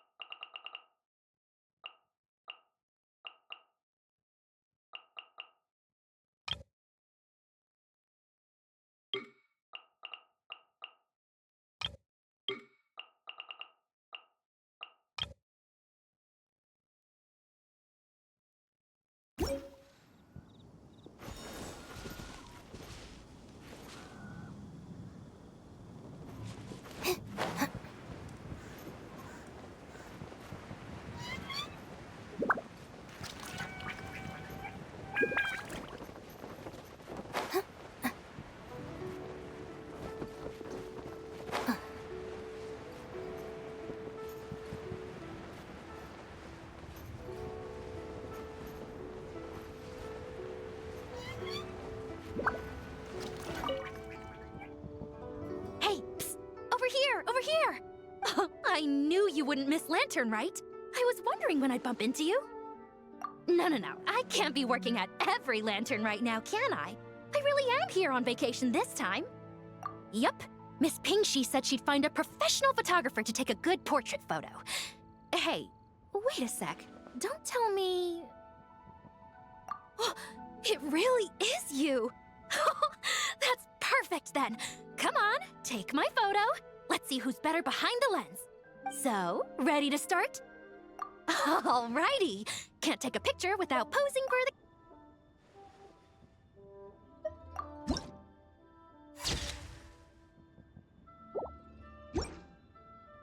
Done? Did you adjust the lens and check the lighting? Make sure the focal length was properly set? Let me check. Wow, you actually nailed everything! Oh, a shot like this is front page quality! Next interview, I'm definitely bringing you along. Imagine the amazing shots we could take together! And a very merry lantern rite to you, too! Oh, hang on, that doesn't sound quite right. Whatever. Have lots of fun!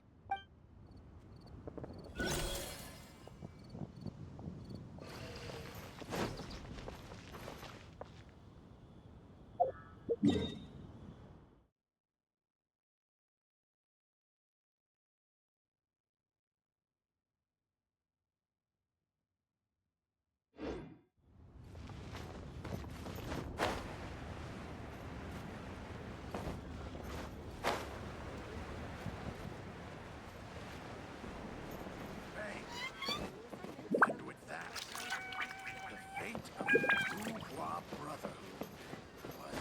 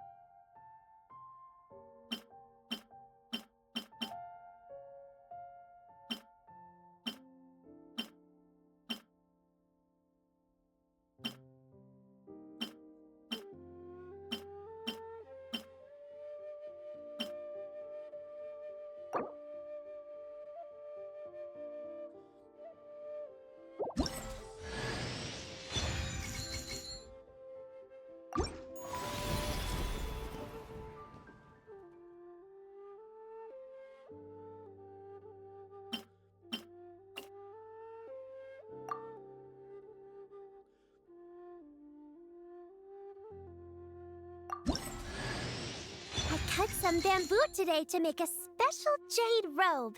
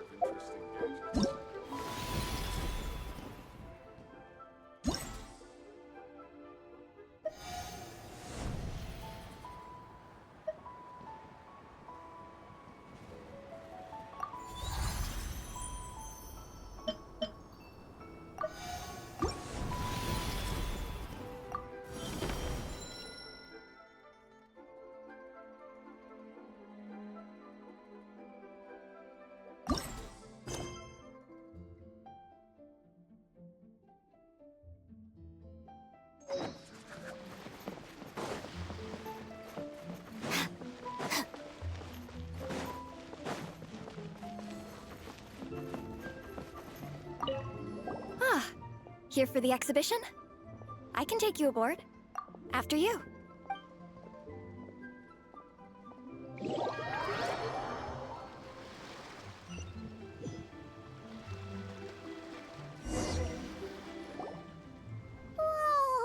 Look at all the antiques on this ship! It's almost too much to take in! Greetings. I trust you've been well since last we met? Aha! Speak of the devil! You're right where Hu-Tao said you'd be!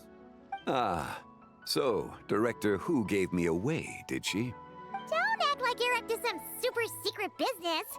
We know you just do whatever you feel like. Yo, Traveler! Paimon! What's up? It's been a while, you two. Happy Lantern Rite. Beidou! Yunchin! It's great to see you! You're here for the exhibition too? Yes. When I heard these artifacts were from ancient times, I just knew I had to come learn more about them. I mean, what a discovery, right? Yeah, Ningguang pretty much said the same thing. She thought coming here might help culture me up or something. But as you know, I'm more of a fists and punches type of person. I doubt one exhibition is gonna change that. You're too modest, Captain. You're the leader of the Crux fleet. That takes far more skill than just fists and punches.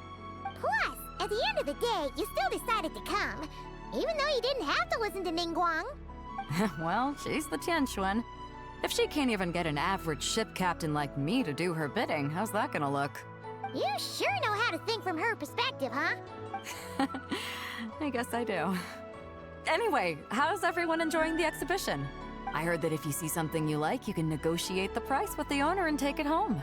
Wait, so we can buy this stuff? Indeed. Although Shigu Antiques is hosting this exhibition, many of the items come from private collectors. As long as both parties reach an agreement, you can make an offer of mora or an equivalent trade. Well, shall we continue our conversation as we look around? Let's go! I'm super curious about all this stuff.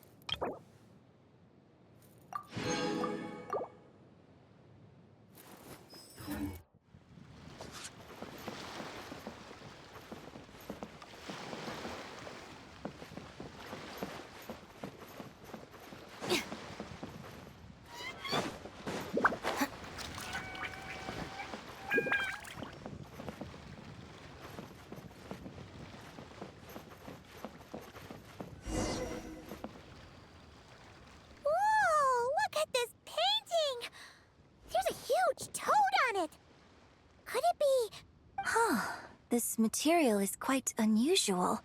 It doesn't look like paper. More like silk, or some other kind of fabric.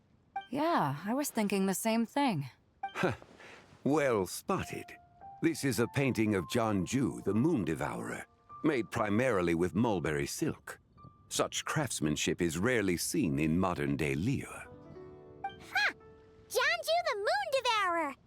Paimon knew it! That toad made it super obvious. What's that? A new dish at Wanmin restaurant? No! It's a kind of lunar eclipse. You heard about how the moon disappeared recently, right? Oh, yeah. You're saying a toad did that? That's what the legend says. So, nothing to do with food then. Noted. And the figure next to the toad, is that the White Horse Adeptus? From the stories I've heard, her palace lies on the moon. That would seem to be a logical assumption. No. In fact, this item was discovered in Chenyu Vale, and many years ago at that. Oh, so it's from Chenyu Vale? Actually, that's not quite right. You see, this painting is primarily comprised of mineral-based pigments, such as cinnabar and azurite, which are usually found within stratified rock. This suggests its place of origin may very well have been the chasm. You could have just started with that. You're as knowledgeable as ever, Mr. Zhongli. I had only ever heard the legend of Jeonju the Moon Devourer, but now seeing it depicted in this painting, I wonder, if I purchased it, perhaps it could serve as inspiration for a new opera. Though I'm not quite sure who the painting belongs to right now. A splendid idea, Miss Yoon. Perhaps in lieu of Mora, you could offer the lyrics to said opera as recompense. The lyrics? But to whom? Why, to me, of course. I am the owner of this painting, after all. Wait, so you're one of the private collectors of the exhibition? No wonder you knew so much about the painting. But lyrics in exchange for a precious antique? My work could never possibly be of equal value. I don't know about that. I'm not much of a scholar, but even I know your operas are in a league of their own. An astute observation, Captain Beto. In my possession, this painting is nothing but a lifeless artifact. In your hands, however, it could be transformed into a new piece of art entirely. Quite the worthy exchange, no? But I'm not sure when I'll be able to finish writing it. It certainly won't be ready this year. Allow me to be equally forthright, Miss Yoon. This silk painting is merely a copy I made of the original work. There is no need for such concern over its value. Huh? So it's a fake? I had no idea you were such a skilled artist, Mr. Zhongli. I pride myself on having some knowledge of antiques, but I didn't notice anything that would point to it being a replica. You never cease to amaze me, Mr. Zhongli. You flatter me. All that said, Miss Yoon, you must accept. Truly, I insist. Huh. He's gone from handing out fake Mora to fake paintings now, huh? Your kindness is impossible to refuse, Mr. Zhongli. Rest assured, I'll be sure to return the favor. I shall look forward to it. Man, that was quite the find. I should buy something too, if only so I can show it off to Ningguang. Let's keep going and see what we can find.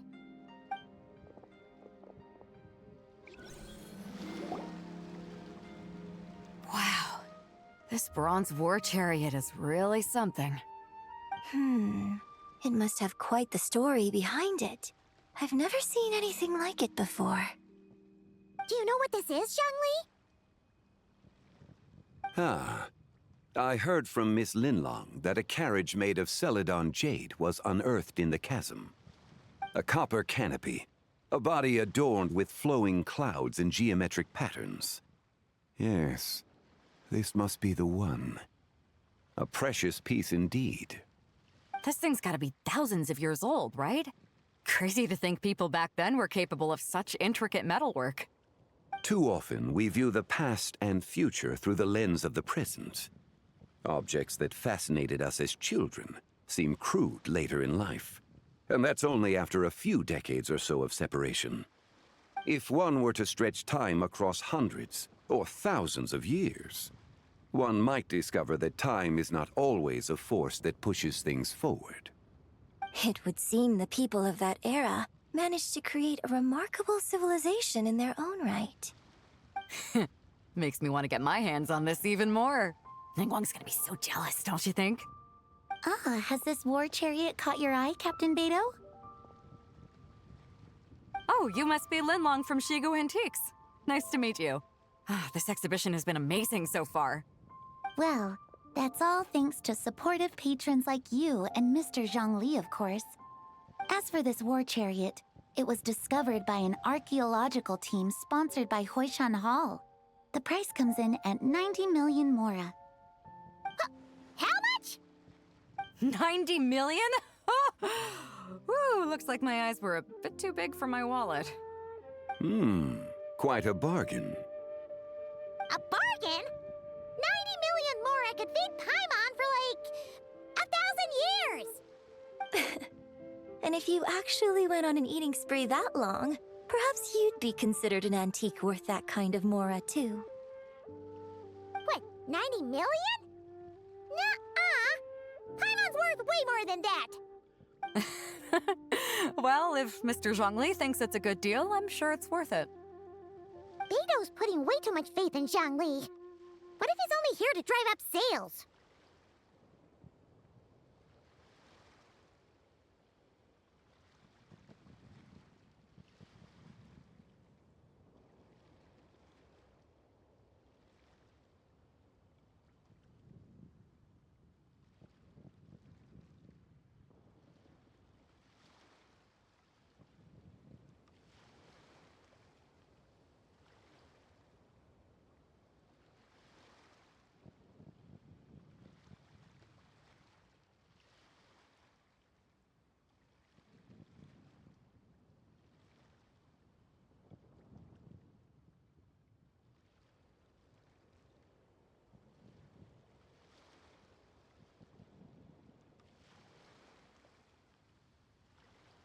I'll take the chariot, Miss Linlong. Someone will come by with the payment. Quite the discerning eye you have, Captain. After the exhibition ends, I'll have someone deliver it to the Alcor. Actually, could you send it straight to Yujing Terrace? I'd like for the Tianquan to see the proof of my discerning eye for herself. Understood. Great! Yunjin and I both found something. What about you three? Want to keep perusing? Don't worry about the mora, it's all on me. Nobody's going home empty-handed tonight. I appreciate your kindness, Captain, but I'm afraid I have some private matters to discuss with Miss Linlong. In that case, don't let us keep you, Mr. Zhongli. Right this way. Traveler, Paimon, perhaps you would like to accompany me. What? So you can show us another bargain antique that's so far out of our price range it's not even funny? Other people are always demanding Mr. Zhongli's time, but it's quite rare for him to extend an invitation himself. I wouldn't pass up this opportunity if I were you, Paimon. Yeah, just don't forget to come aboard the Alcor for a drink later.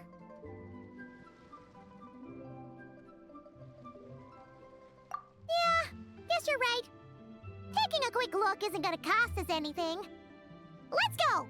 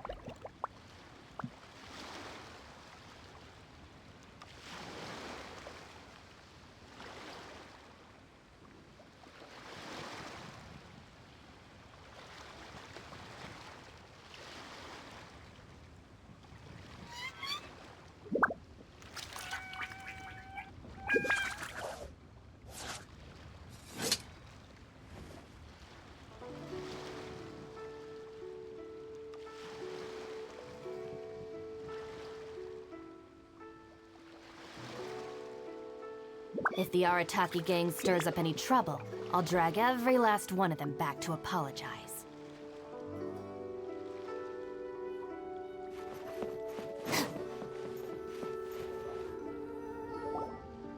These are all the jade pieces that were found, Mr. Zhongli. Wow! So many styles! What kind are these? These are a type of ceremonial jade. You're familiar with Chenyu Vale's rain jade, right, yes? Oh, yeah! So these pieces are all used in the rain jade ceremony? Well, you may not know, Paimon, but before the rain jade rite came into practice, Chenyu Vale was known for a different ceremonial tradition that also involved jade. The bee is used to honor heaven, the Tsong to honor earth, the Gui to honor the east, the Jiang to honor the south, the Hu to honor the west, and the Huang to honor the north. These form the 6 ritual jades. It's unfortunate, however, that Miss Linlong's set is missing both the Gui and Hu pieces. Oh, I know. These jade artifacts are from such an ancient time. It's proved difficult to track them down, even for our establishment. No matter. You happen to have precisely the piece I was looking for. Huh? This broken jade token? I didn't expect this to catch your eye, Mr. Zhongli. It isn't one of the 6 ritual jades. An affect belonging to an old acquaintance of mine. An old acquaintance? One of your collector friends, Mr. Zhongli? You could say that. Traveler, take a closer look.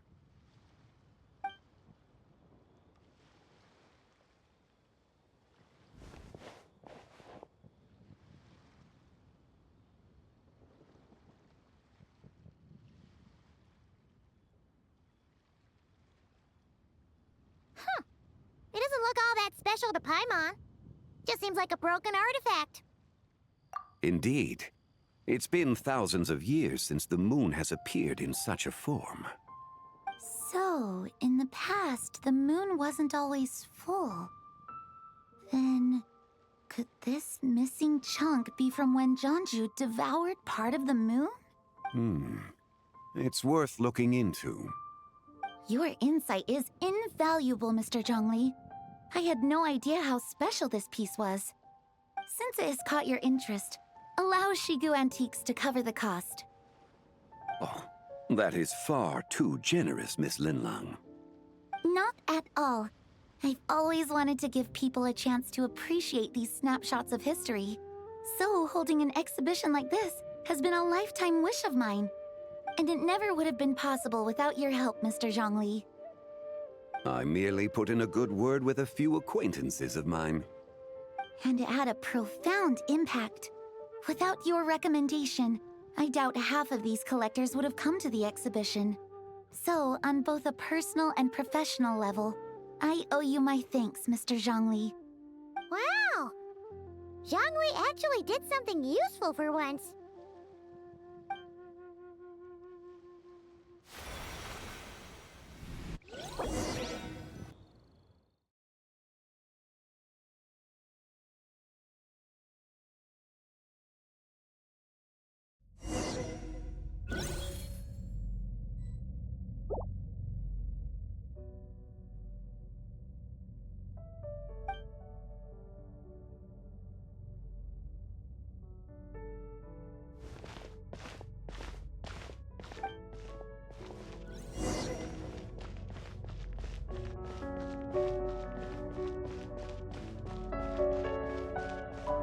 Three, 5, 7.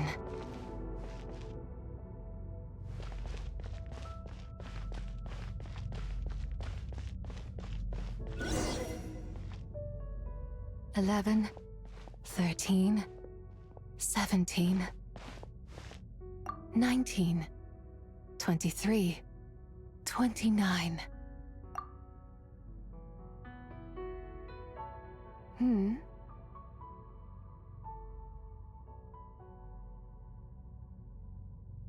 You also enjoy counting in such a fashion, lost child? the same loneliness as them. It seems to exist in your heart as well. Me? I'm sorry, I don't remember. The shadow of the moon? Or a dream of time?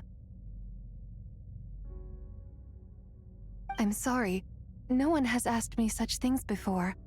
I've been here for so long. There is much I have forgotten. I know nothing of your arrival.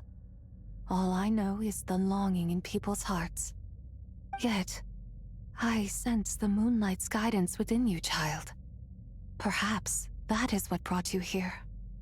You seem confused. Perhaps I can help in some way. The path home is... that direction. I believe someone told me that before. But I was never able to reach the end. You should take a look. No need. It would seem... my time has already run out. Farewell. May the moonlight ever shine upon you.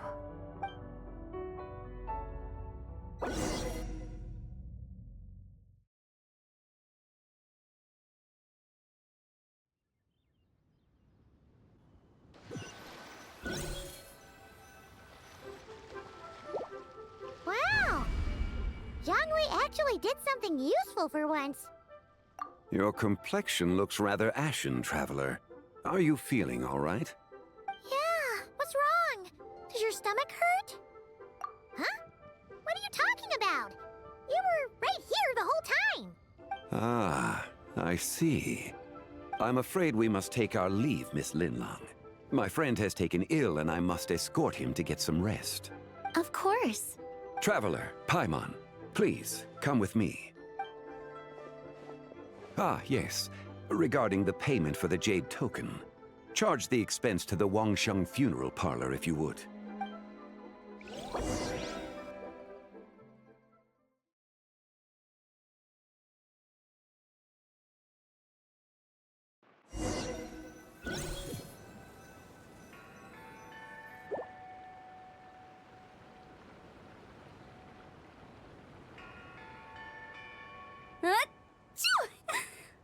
Guess someone's thinking of me.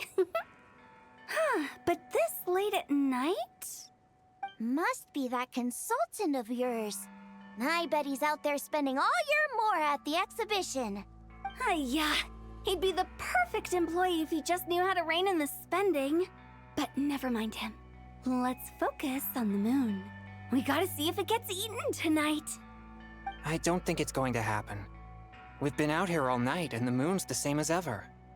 It is quite late, and Chongyun's getting tired. How about we head back? We can come back another time. Head back? Already? Actually, I do have a new dish I'm testing out tomorrow. And as part of my New Year's resolution, I'm trying not to oversleep. All right. Guess it just wasn't meant to be. Let's go.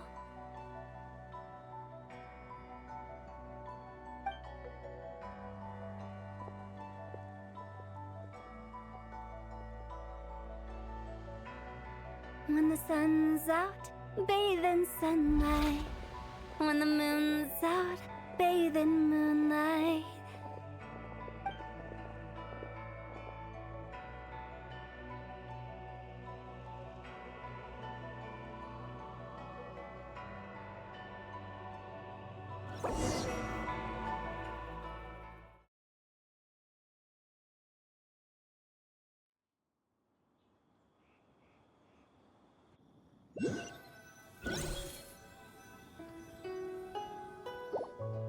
Wait, weren't we going to rest? Why did you bring us here? Because I imagine the Traveler would like to know what just happened to him. Oh, right. Ugh, Paimon's confused, though. She could have sworn you were there the whole time. Oh, how is that possible? It sounds like his spirit formed an inexplicable connection with the being in that space. Ah, you suspected from the beginning, didn't you?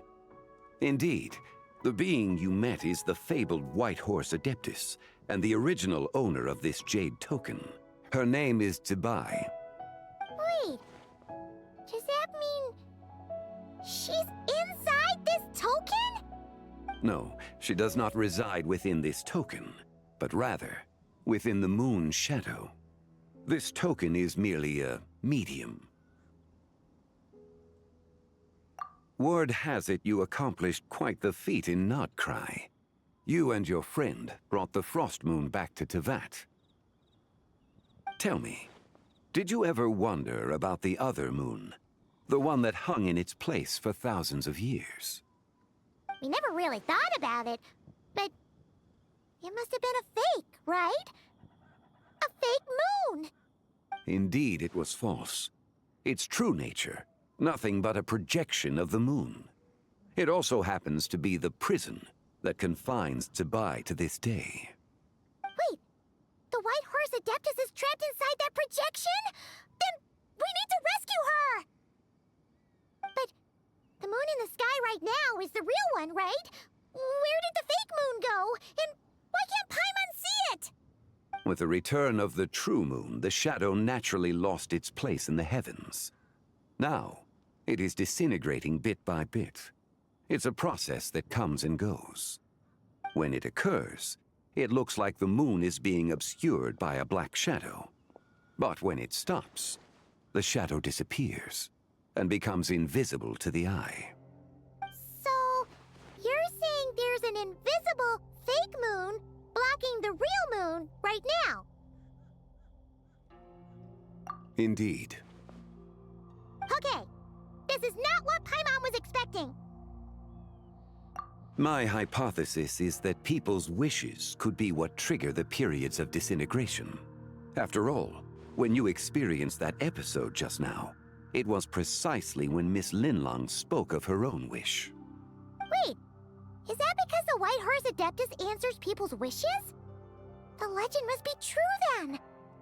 So, that means the more wishes we make, the faster the fake moon will disintegrate, right?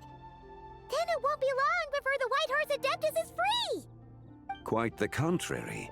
After countless years trapped inside, the two have merged into one.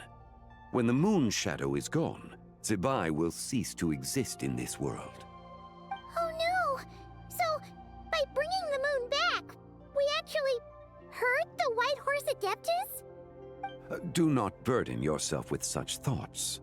Because of your actions, a promising opportunity has presented itself to us. Let us not forget, what is crumbling is also precisely that which imprisons her. Yes, and that is why I invited you here tonight. Your connection to that broken jade token confirms that you can do what I envision. However, while I had hoped to receive your assistance, this matter could have significant ramifications. I must admit a certain reluctance to implicate you in more of Tevat's secrets. Often, the deeper one's knowledge of such matters, the harder it becomes to extricate oneself from them. You are someone who once traveled through the boundless sea of stars. I cannot help but wonder, perhaps it is wrong for your fate to become too entangled with the fate of any one world. Such is your conviction, then. Since journeying beyond Liyue, you have had ample time to reflect on these matters, it would seem. Very well. The first secret I must reveal is that Zibai has long since passed away. The being within the Shadow Moon is merely one of the 3 deadly selves she severed before her death. Wait, the White Horse Adeptus is dead? Weren't you supposed to tell us how to fix this? Now it just seems even more impossible! Please, remain calm, Paimon, and allow me to explain. The 3 deadly selves is a practice used by those engaged in spiritual cultivation. The intent is to sever the 3 vice-laden mortal selves to reveal one's true, pure self beneath. However, Zibai's 3 selves are more complicated in nature. Because in the moment before her death, someone preserved the shattered essence of her soul and place the fragments within her 3 deadly selves. If we retrieve the 3 fragments of her soul, there is a chance we can restore her presence in the mortal realm. So that means we can bring her back to life? Yes, provided we retrieve the fragments of her soul's essence from the 3 deadly selves. Indeed, the being you encountered was Zibai's first deadly self, Ziju. After Zibai's death, she ascended to the heavens and became one with the Shadow Moon. The essence that resides within her is a heavenly soul, also known as Taiguang. Thus, this self is the closest to Zibai's true nature. That said, because she is trapped within the Shadow Moon, we have no choice but to seek out the other 2 soul essences first. Then we can unite them as one. Her second deadly self is called Ziju. After Zibai's death, she fell into a slumber deep beneath the earth in what is now known as the Chasm. The essence within her is the Earth Soul, also known as Shuangling. She is the self that inherited most of Zibai's memories and wisdom. The chasm? So, do we have to go there to find her? That won't be necessary. I sensed her presence on the jade carriage from earlier, the one at the exhibition. It's possible the return of the Frost Moon awakened her, and she emerged from the chasm alongside that batch of ancient artifacts. Wait! That must be why you agreed to help with the exhibition! To investigate the artifacts! Indeed. So in truth, Miss Linlong was the one who helped me. The third deadly self is Zichao. The essence within her is the human soul, also known as Yojing, Zibai's shade. Thus she is the most free-spirited among the 3. She lent me her aid during the Archon War, 1,000 years ago. But later, as her powers waned, she retreated into the mountains. I imagine finding Zichao should prove the most troublesome, so I shall take it upon myself to track her down. So, we need to find the second deadly self, right? But where do we even start? Locating her should not prove difficult. In life, Zibai was fond of mortals, and as the self who inherited most of her memories and wisdom, Ziju should be the same. It's possible she has possessed someone, and is meandering the bustling streets of Liyue Harbor as we speak. Possess someone? Wait! Are you thinking what Paimon's thinking, Traveler? What if she raided a tomb and dug up some super special relic, then got herself haunted by an ancient ghost? Exactly! Lu Xiangxiang! It seems you have a lead in mind already. She'd still be at Boo Boo Pharmacy. She was super agitated when she first got there, so Baishu gave her some calming medicine and told us to come back in 2 days. Do you think it could be her, Zhengli? It's quite possible. The deadly selves are impure beings that can easily influence mortal minds. A sound plan. Well, I should get started on my own investigation then. But you're leaving already? I must. Zichao went into hiding after the Archon War. If I am to have any success tracking her down, and there's no guarantee, I should start sooner rather than later. But there's still so much you haven't told us! Like, who the White Horse Adeptus actually is, and how she died in the first place! Not to mention who it was that preserved the fragments of her soul. Should our endeavor prove successful, then naturally those answers will follow. If not, speaking of them would be rather meaningless. Huh. It would seem that this is a question you are unwilling to set aside. Very well. I shall tell you. It was the Avatar of Time. Ah, so you know of her existence. The ruler of time saved her soul. Indeed. Preserving what remained of Zibai's soul in the moment before her death. Only the power of time could be capable of such a thing. However, there is no telling what effect it has had on the three deadly selves. In other words, you must exercise caution when seeking out Zizhi. On the night of Lantern Rite, countless Shao lanterns and the wishes written upon them will be released into the sky. I estimate that this event will trigger the Shadow Moon's collapse. When that happens, the cage that confines the first deadly self will open. That is our moment to act, but also the moment where all could be lost. For if we fail to retrieve the other two soul fragments in time, Zibai's resurrection is hopeless. As I mentioned before, the answers to your remaining questions should come in time, providing our efforts bear fruit. Let us hope that all proceeds smoothly in the days to come.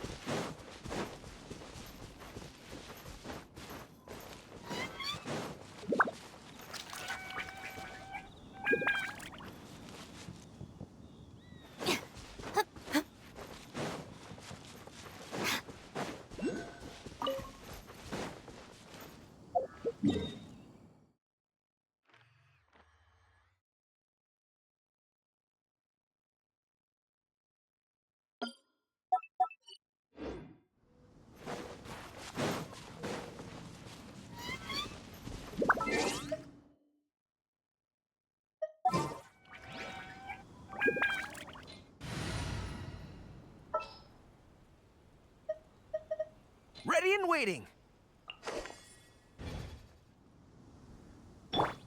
Advance!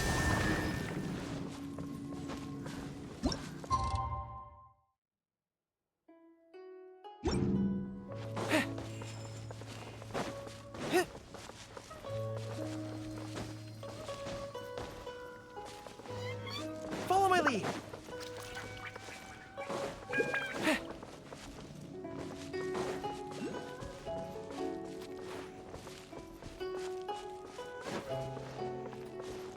Follow my lead. Charge! Boba, get them! Our bond is strong. You're toast! My apologies. Lightning terrified! Advance!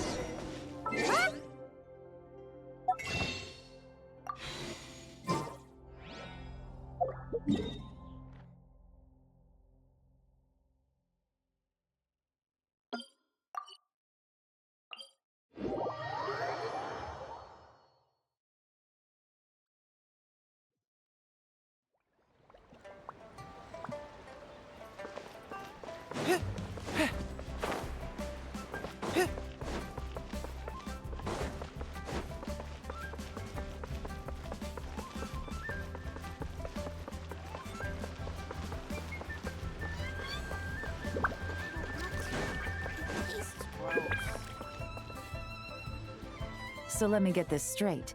The patient disappeared right as you were delivering the medicine. I know it's hard to believe, but that's exactly what happened. It's true. 1 minute she was there, and the next she was nowhere to be seen. Hey, it's Yelan! Fancy seeing you here! Oh, is this a bad time? Not at all. Just a small roadblock in the case I'm working. Ningguang asked me to investigate a patient named Lu Shangshang. If you're here to find her too, then you're out of luck, I'm afraid. She went missing this morning. What? According to Dr. Baiju, the patient vanished right under his nose. But it just seems like that should be impossible.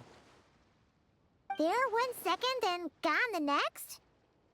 Pretty sure Xiao can do something like that. Then you're suggesting this Lu Shangshang is the vigilant Yaksha in disguise? Or some other adeptus? Guess not. But this is so weird. How can a living person just vanish into thin air? Unless Linny decided to take his act to Liyue? Who is this Linny you speak of? He's... Oh, never mind. Paimon's just grasping at straws. Let's set aside the how for now, and focus more on the where. You mentioned this patient has a strong obsession with achieving fame and recognition? Yes. She kept talking about becoming a renowned archaeologist and making a name for herself. So, are we looking for a place where it's super easy to become famous? I think we should check out the Xiao Lantern crafting stalls. Because it's easy to become famous by making Xiao lanterns? Not exactly.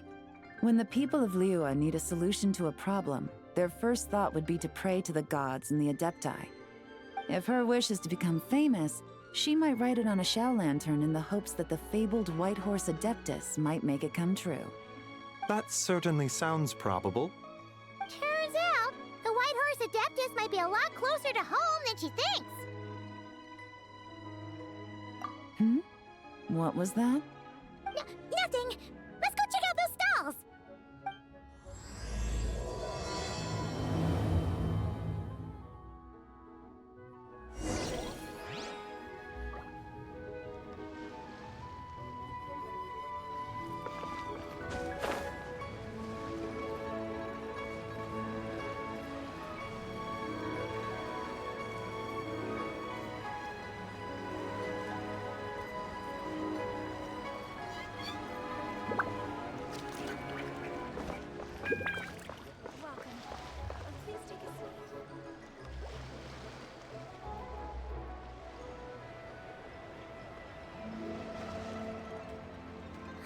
We're here! Still no sign of Lu Shangshang, though. As long as you're patient enough, Paimon, you'll find that hunting down people is no different from hunting boars. We need to blend into the environment, or we risk alerting the target. So as far as everyone here is concerned, we're just ordinary tourists. Oh, okay. If we need to blend in, then let's make some Xiao lanterns and write our wishes down, like everyone else.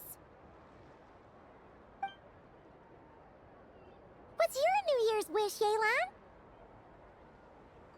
I haven't given it much thought.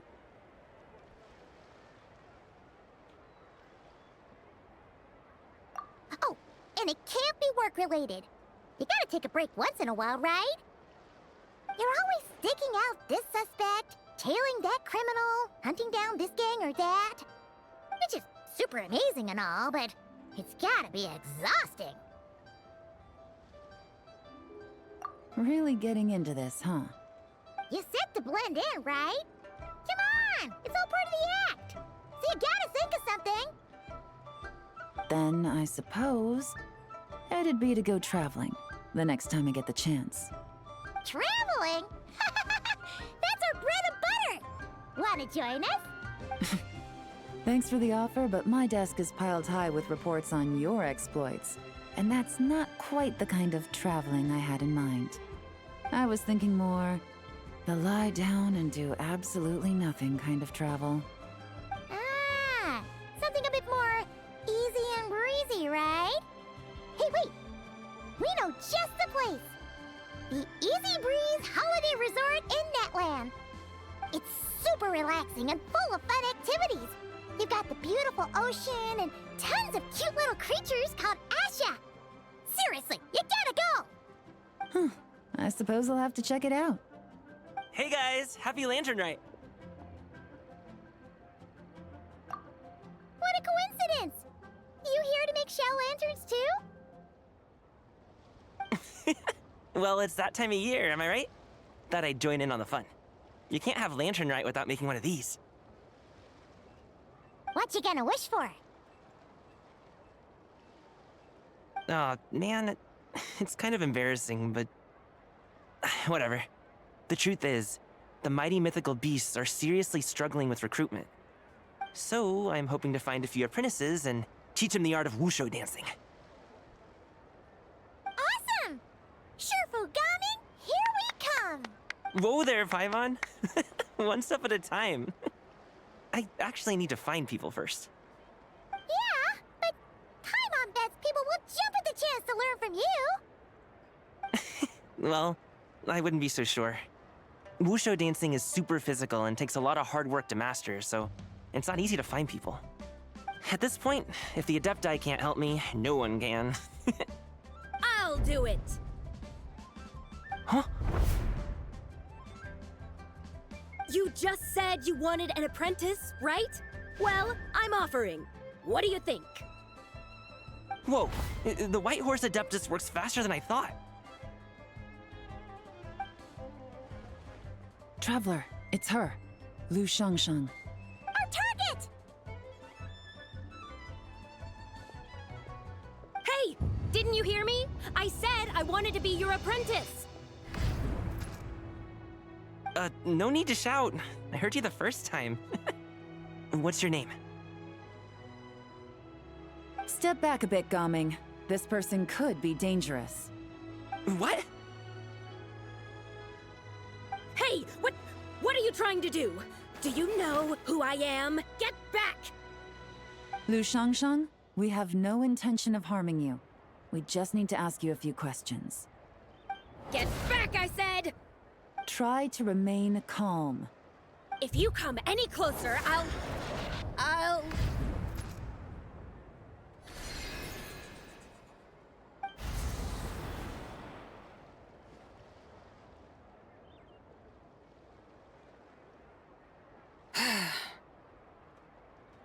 Little wisp of a being. How are you able to see me? So what if I am? Leave at once! You, a mere mortal, whose own life hangs by a thread, would dare reach for the power of life and death?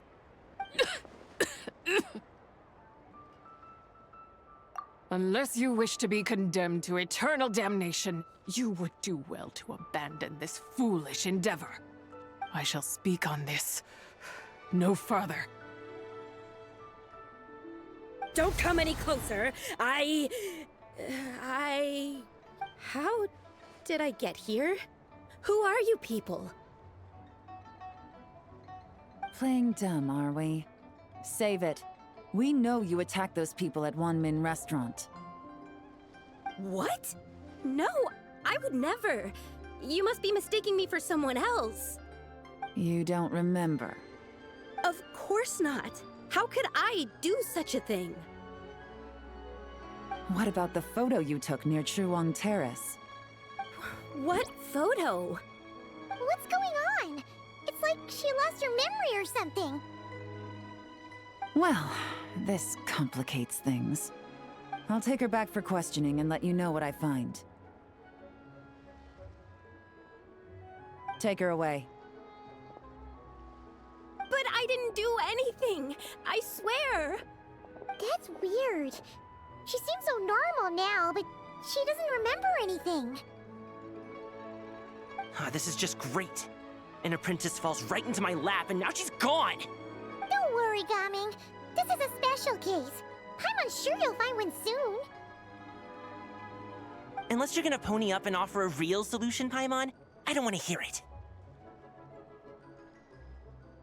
Gaming? What's up with... I'm done here. I'm gonna go find an apprentice, and I won't take no for an answer. Gaming, wait!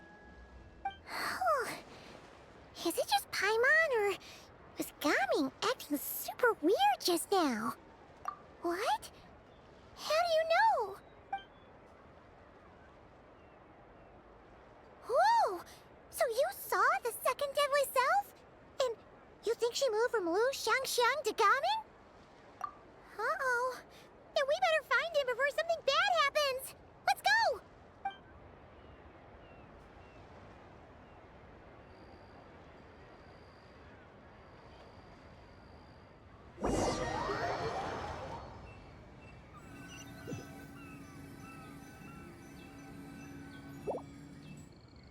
Alas, why must Cloud Retainer inflict such woe upon us, Mooncarver? By the order of Rex Lapis, we were supposed to make haste to the harbor to stand watch. Yet we arrived late, for you, in your inscrutable wisdom, chose that very moment to tend the mint. It is no wonder Cloud Retainer banished us to the wilderness in anger. A pity only that I, blameless as I am, was made to share in the punishment. Blameless indeed. You speak as if it was not you who decided to plant all that mint in the first place. Yet now, in its wretched state, overrun by blight and vermin, you would turn away? Utterly heartless, I say. Were I truly that heartless, would I have rescued those seedlings from this desolate wasteland, granting them haven in your hallowed garden? Alas, if blame must be laid, let it fall upon Cloud Retainer for failing to recognize the virtue of our plight. Ah, at last a sentiment with which I can agree. If ever Cloud Retainer is away, we should steal into her abode and plant a veritable field of mint. A tempting little ruse, is it not?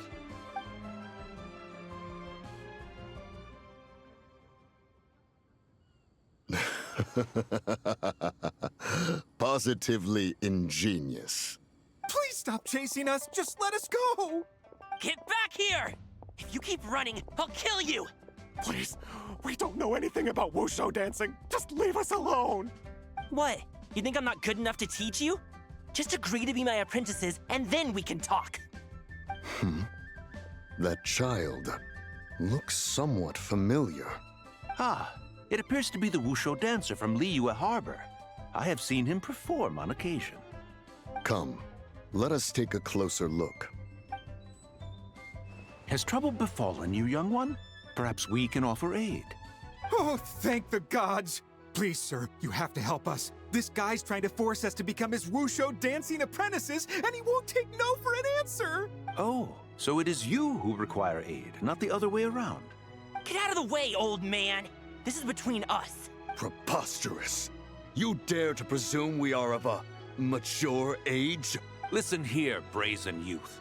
Skilled you may be in the art of dance, yet your offstage demeanor leaves much to be desired. Hold on, Mountain Shaper. Something is amiss. Look closer. Huh. Indeed, he bears the mark of something unclean. It spells trouble. You there, depart at once. Hey! You drove off my recruits, old man! You'll just have to take their place.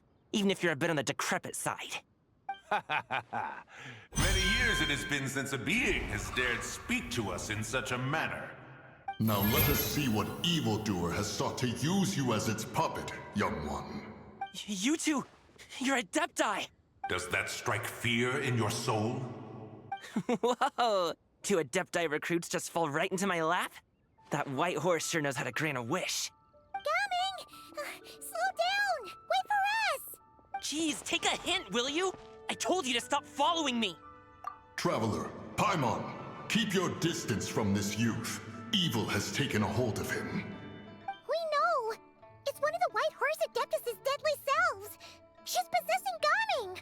The White Horse Adeptus' deadly selves? Could it be that Rex Lapis called us to Liyue Harbor for this very reason? Hey! What are you two whispering about over there? Who's gonna be first apprentice and who's gonna be second? It doesn't matter! I'm not the kind of Sufu who plays favorites. Insolent spirit! Be gone from this child at once!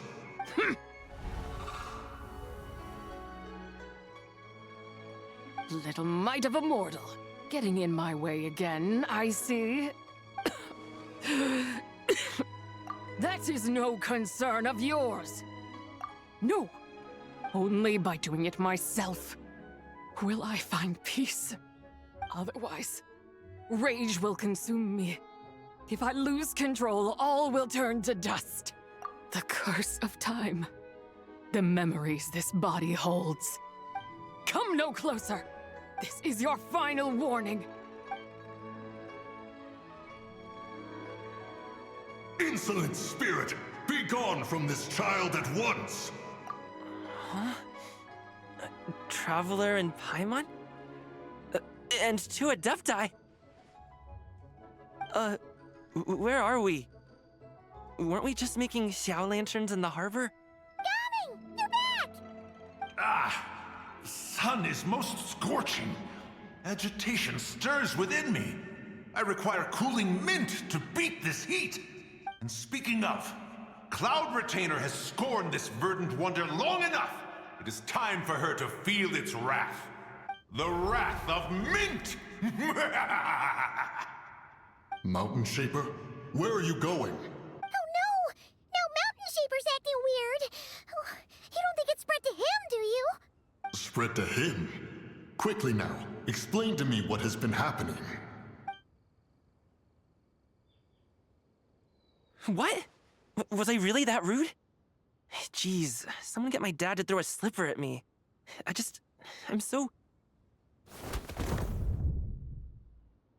Whoa! You okay, Gaming? He is fine. It is simply exhaustion.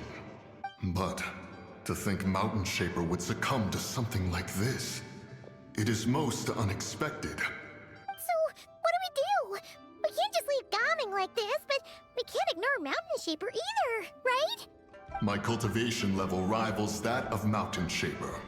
Were I to give chase, Zizha would but flee from his form and take refuge in mine. Seek out Streetward Rambler. Cloud Retainer and the Conqueror of Demons should be with her. I shall take this child back to the harbor and join you post-haste. Whoa! What are all the Adepti doing together? Rex Lapis charged us with keeping watch over Liyue Harbor should danger rear its head. I dare say this is the very crisis he anticipated. Come, we must devise a strategy before confronting Zizha.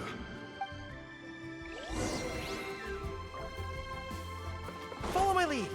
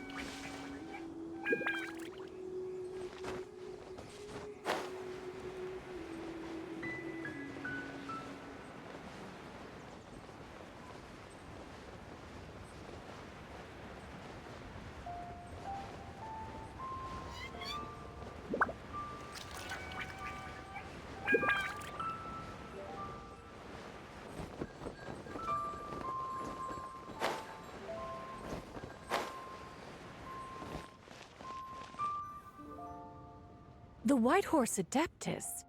You mean the mysterious white mare that aided Rex Lapis during the Archon War? Even if it's not her, there must be some connection.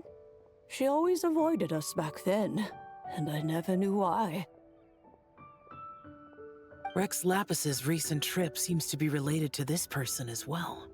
Xianyun! Madam Ping! Xiao! Great! You're out here! Ah, Traveler. It has been quite some time. Oh, happy Lantern Rite, Paimon. You're as lively as I remember. I trust things have been well. Sorry, Madam Ping. No time to catch up. Something terrible has happened. What is it? Has Mountain Shaper gotten himself into trouble? Mooncarver is here with you, but he is not.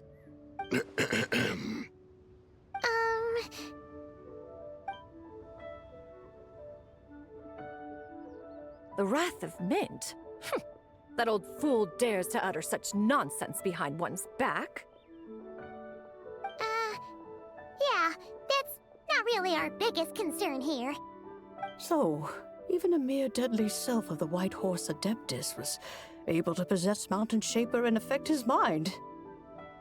No wonder Rex Lapis told us to gather here and await his orders.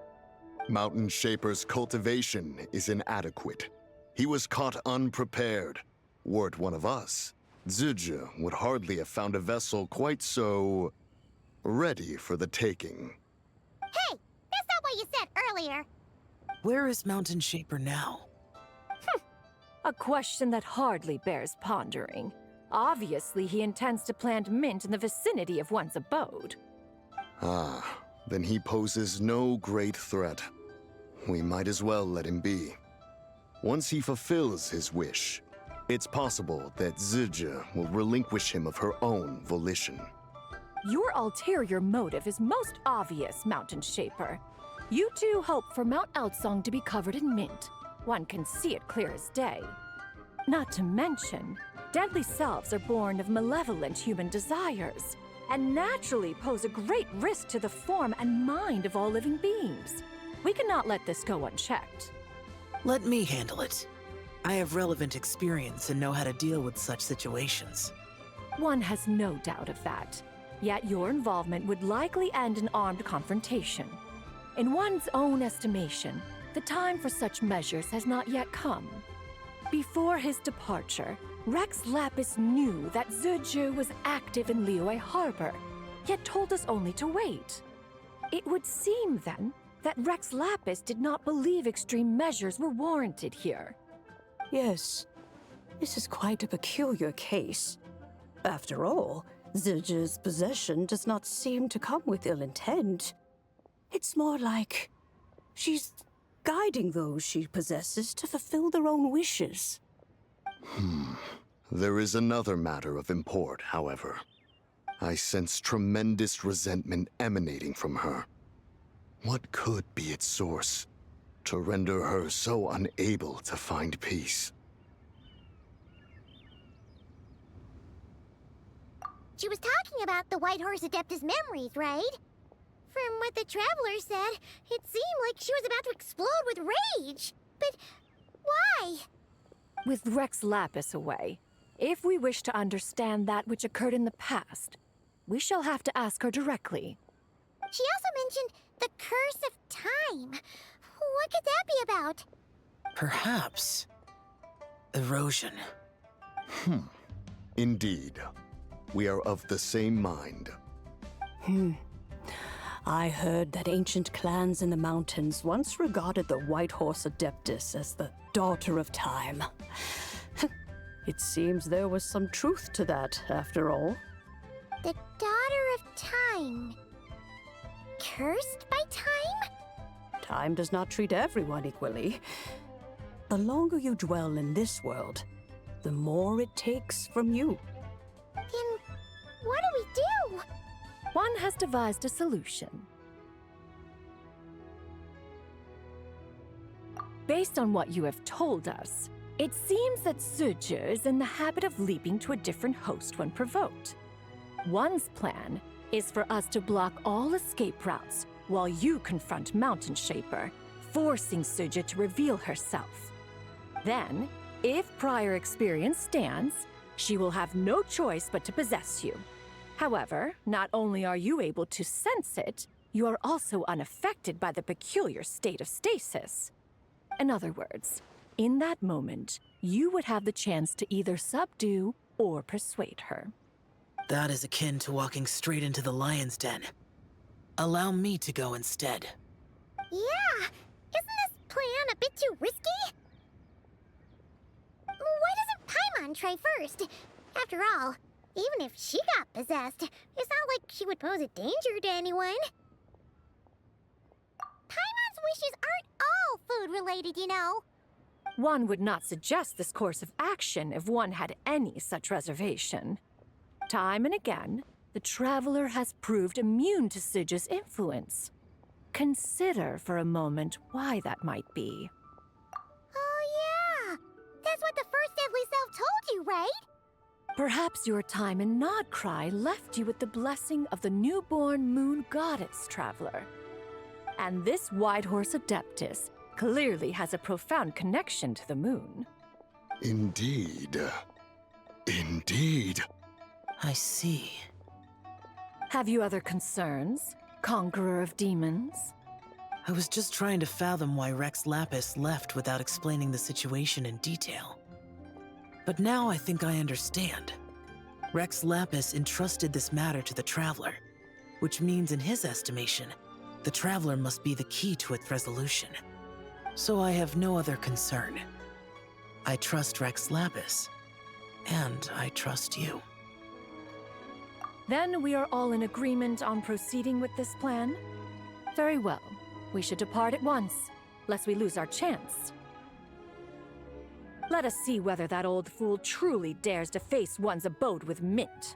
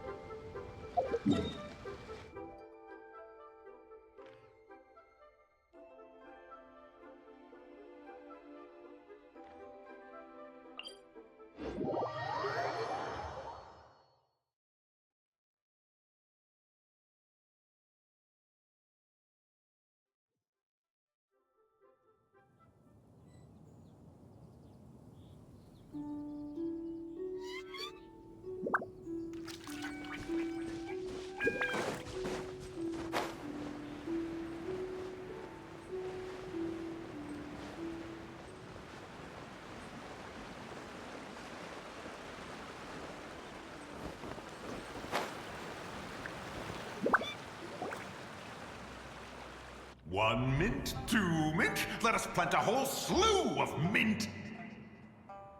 Once I reach 10,000, Cloud Retainer's abode shall be Mount Outsong no more, but rather Mount Mint Song! Oh, to behold the look on her face when she is confronted with such verdant splendor! Mountain Shaper. You dare disturb the tranquility of one's abode. Do not take personal offense, Cloud Retainer. He is not in control of his faculties. Exactly. Let it go this once. Zitcha is the one driving him to do this. Huh? But Zurja just helps people fulfill their own wishes and desires. Not now, Paimon. Oops. Sorry, Mountain Shaper. Paimon might have just thrown you under the bus. When he wakes up, we shall have words. Everyone, to your positions.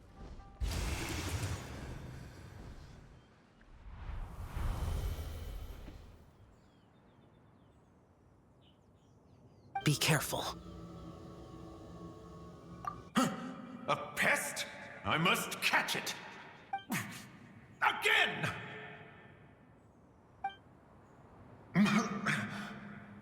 Oh, young one, it is you!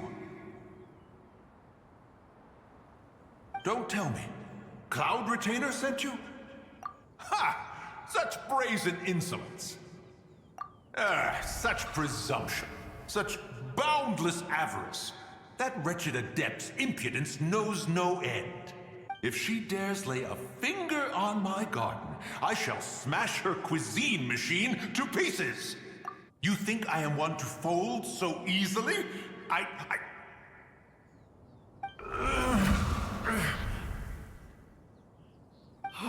Insolent mortal!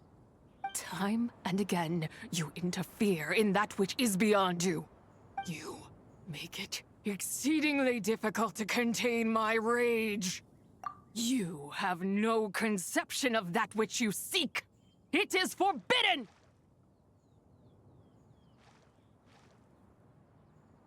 You know nothing of my past. My warning was given. The cost entwined with this is beyond what you can bear. Stubborn mortal!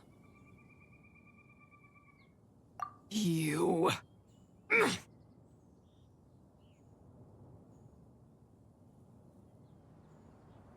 Very well.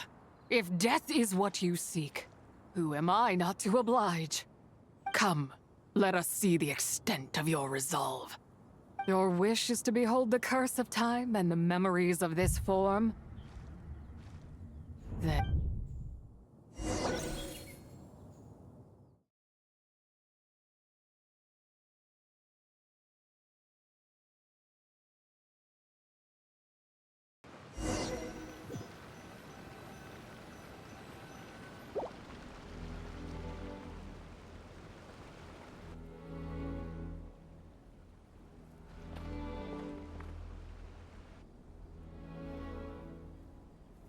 You who seek death, stand before me. My prison. I was merely a trace of impure energy within Zapai's immortal body. When her soul was shattered, it should have been the end of me. But then, the one who governs time descended from on high and froze the moment of her death.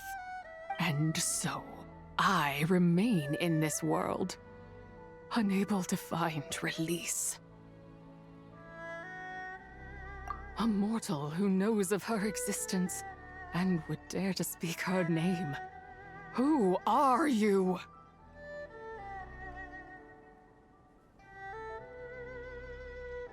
Help. No, there is nothing we can do for each other.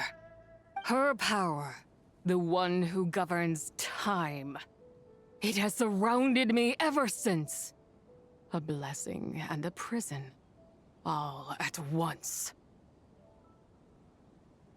No, I have been asleep in this prison for countless years, until a familiar presence woke me. Then, through that mortal girl's eyes, I saw it. As pure and bright as ever, unchanged across the millennia. It was the moon.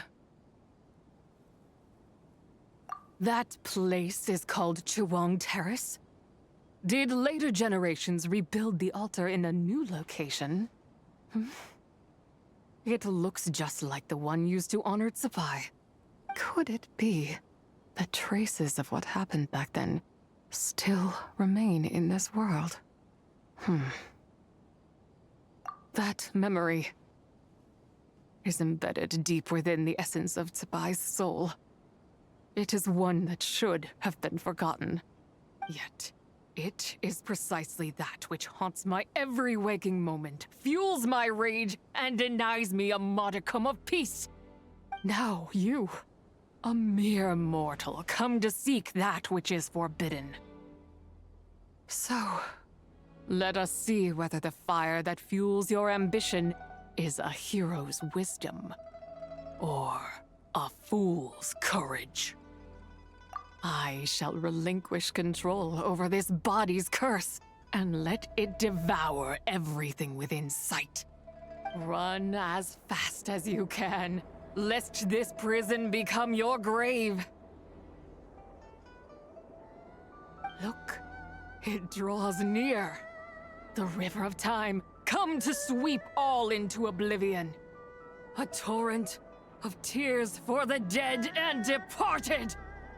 I shall wait for you at the end, mortal. Evade being swept up in its waters, and I will show you everything. Fail, and we shall sink into oblivion together.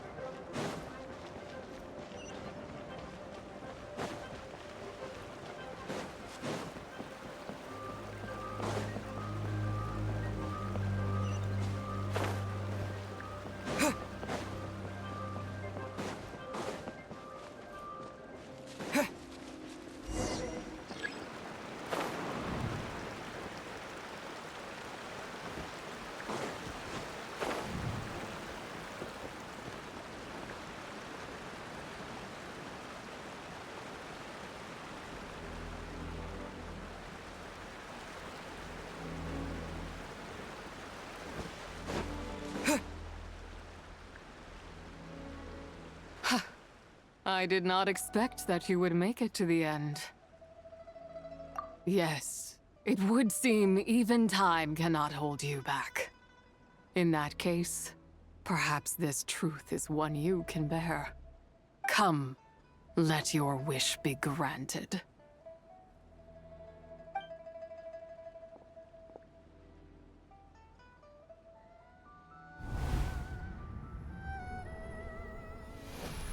Under moon eternal, in radiant night, a maiden grants silk, soft and light.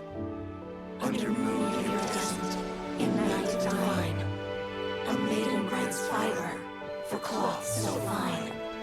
Under moon of frost, in night so great, a maiden grants tools to divine our fate. What are Mom and Dad doing? Shh, just make a wish. The kind Adeptus on the moon is listening.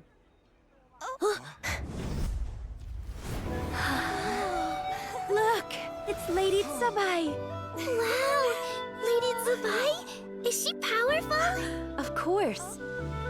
She taught us how to grow grain and beans, millet and rice, how to peel hemp and reel silk, spin thread and weave cloth, how to cut stone and build houses, cast bronze and forge tools.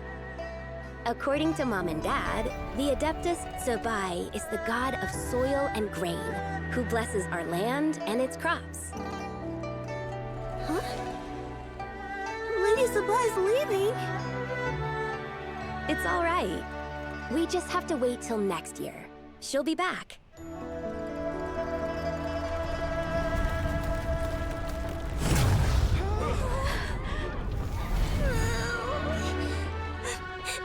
Mom and Dad are gone. Why hasn't Lady Tsubai returned? She'll come. We just have to believe. What is that?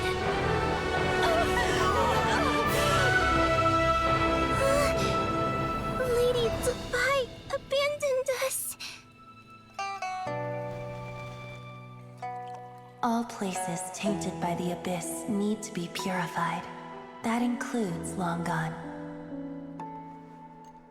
And what of its people? You know what will happen. You are but an emissary to the mortal realm. This is Heaven's will. There is no need for guilt, and no place for hope. I wouldn't dare.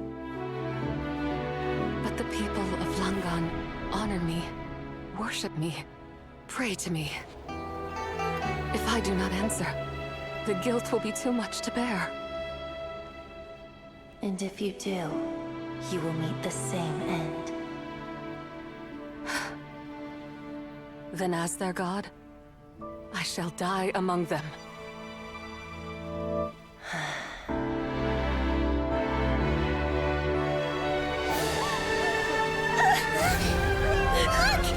Lady Tsubai came to save us! I knew she wouldn't abandon us! Run!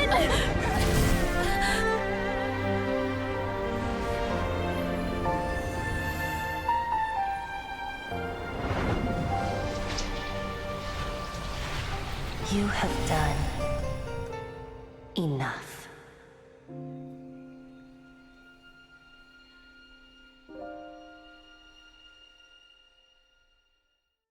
Now you know the truth.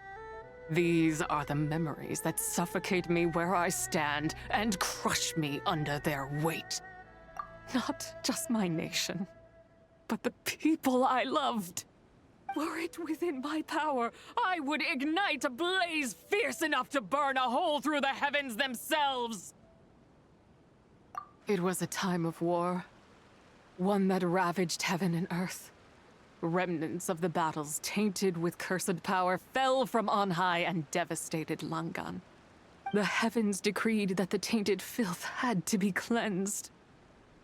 No matter the cost, if I just had more time, I could have helped more people to escape. But it wasn't enough! I just needed a bit more, and they all could have survived.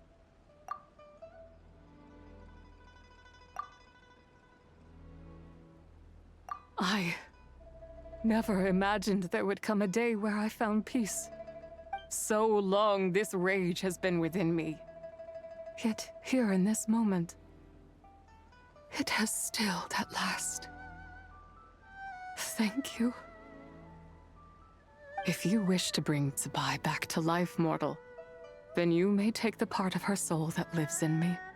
Just remember, from this moment onward, the fate of Langan's fallen rests on your shoulders, and that cannot now be changed.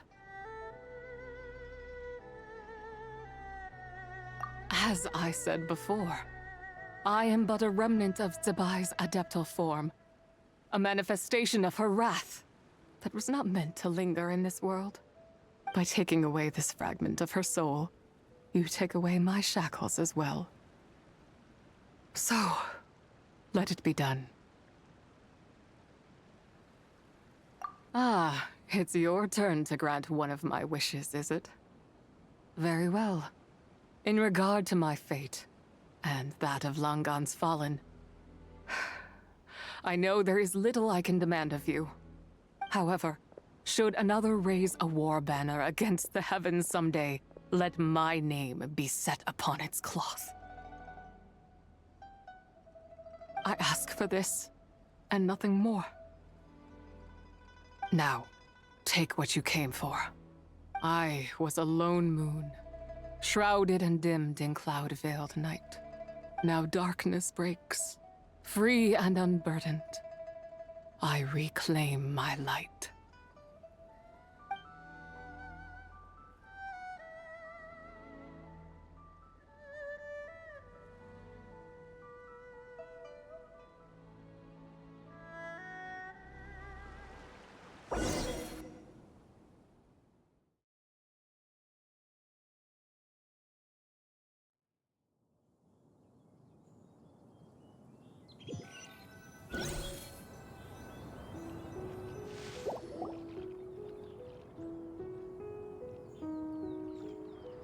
You think I am one to fold so easily?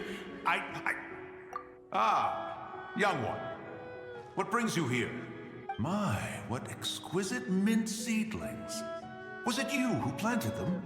I had not taken you for one so versed in the horticultural arts. I must insist that you visit Mount Hulao. There is much we could learn from one another. Ah, but this is Cloud Retainer's abode. She does not appreciate the verdant wonder that is mint. We should leave at once. If she sees us here, there is little I can do to protect you. You weren't? Was it Mooncarver then? My, what nerve he has. What? Looks like Mountain Shaper is back to normal. Has the matter with Zizhi been resolved then? Wow, that was fast. That took, what, like a second? A second to us, perhaps. But for the Traveler, I imagine it felt much longer than that. One's plan was most successful then. And you're all right, Traveler. You don't feel strange in any way? Well, sounds like good news all around. I'm glad this matter is resolved. What is this matter you speak of? The possession of that mortal child? The matter of Zizhi may have been resolved, but there is another that is far from over. The mint you planted around my abode. Perhaps you have a moment to spare for a little chat, Mountain Shaper.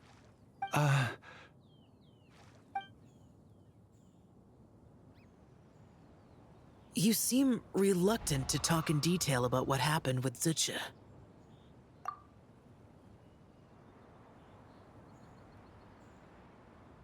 Don't worry.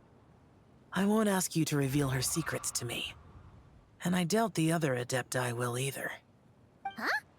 You don't want to know what happened? The expression on your face. I know it well, Traveler. It's one I've seen Rex Lapis wear on many occasions. Whatever you learned, it must be too heavy to share. But you're okay, right, Traveler? That deadly self didn't hurt you, did she?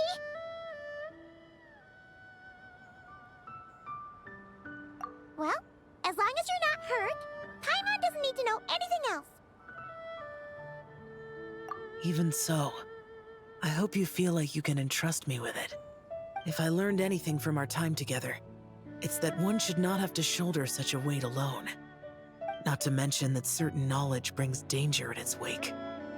I would never want you to feel forced to be the sole keeper of such secrets. Yeah, kind of like how one person can't finish a whole slime, you know? Better to grab a bunch of friends and eat it all together. Exactly! Wait, no! Paimon's just saying we've got loads of friends who'll be more than willing to lend an ear.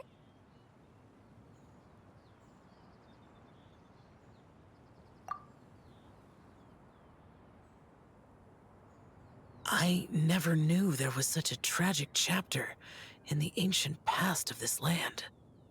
So, the people of that nation worship the White Horse Adeptus as the god of soil and grain.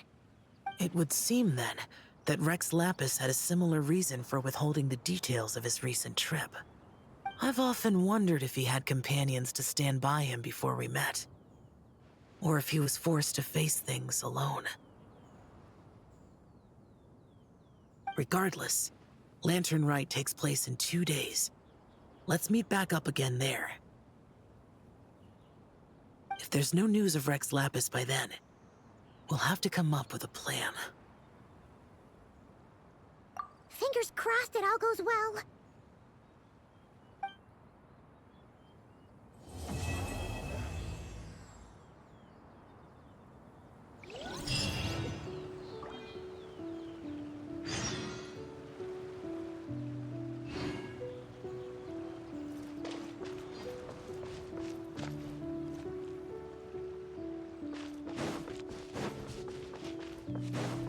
Follow my lead!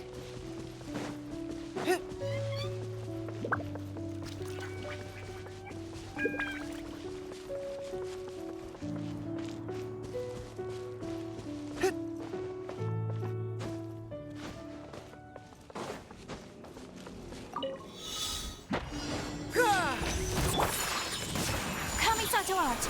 Sumetsu!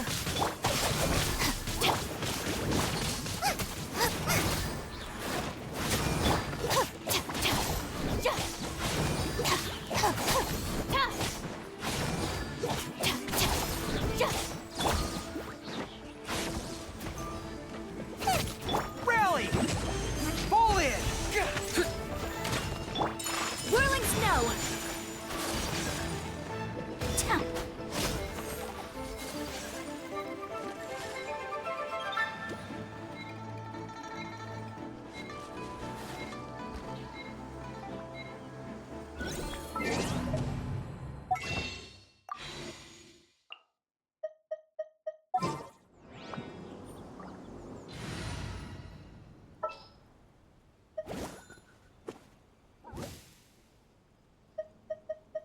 This is destiny.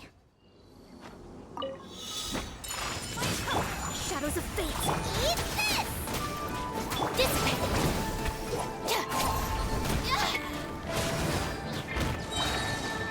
Out of my way!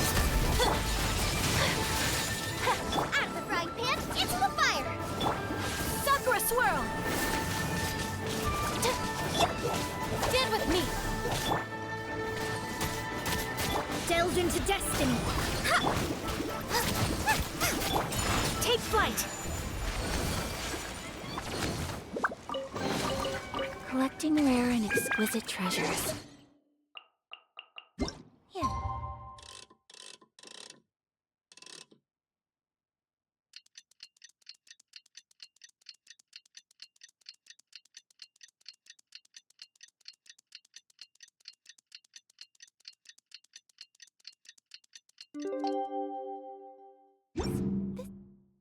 Suitably sophisticated. It's time to meet back up with Xiao. Let's head to Mount Outsong.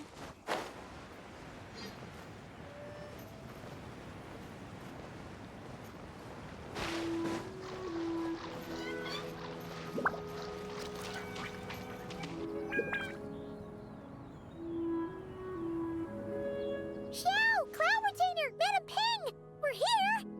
Any news on Zhongli? Wait, are we missing 2 Adepti? Well, Shenyun banned Mountain Shaper from Mount Outsong for 3 days. Oh, then what about Mooncarver? The scheme to plant mint in one's abode was one those two fools devised together? And when it comes to punishment, one does not discriminate. His banishment ends in 3 days as well. Wow, that's pretty harsh, Cloud Retainer. Let's get down to business. We have news of Rex Lapis. Huh? Isn't that... Yes, Rex Lapis's Geopillar. It descended from on high this morning. He must have sent it for a reason, but it does not respond to our touch. So, what does it mean? Is he in trouble? Not necessarily. It could be a message only a specific person is meant to receive. Traveler, you alone spoke to Rex Lapis before he left. Oh, so it must be for the Traveler. Give it a try.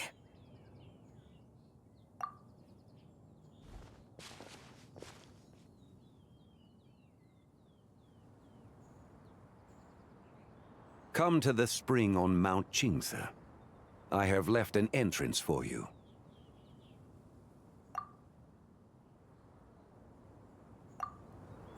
Well? Just as one surmised, it seems that Rex Lapis will not countenance our involvement in this matter.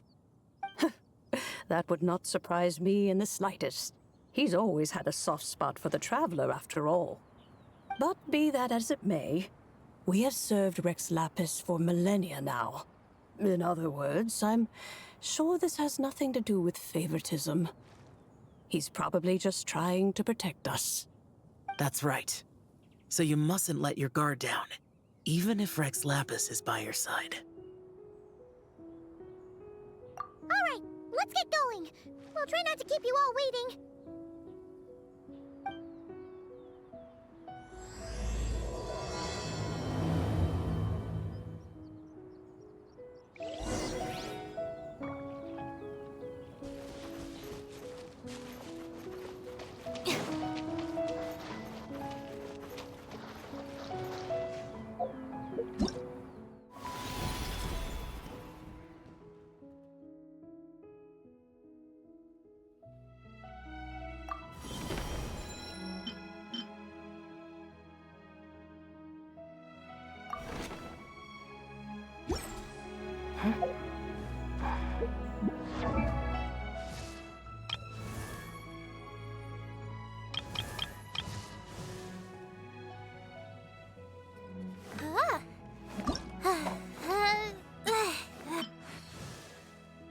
The parasol should be sitting...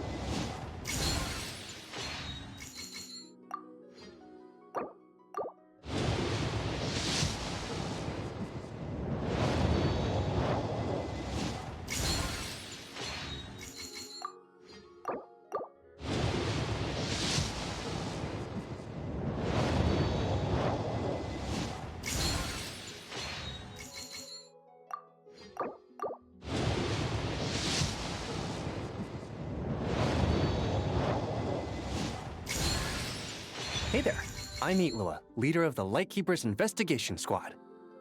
Lost your way, huh? Don't.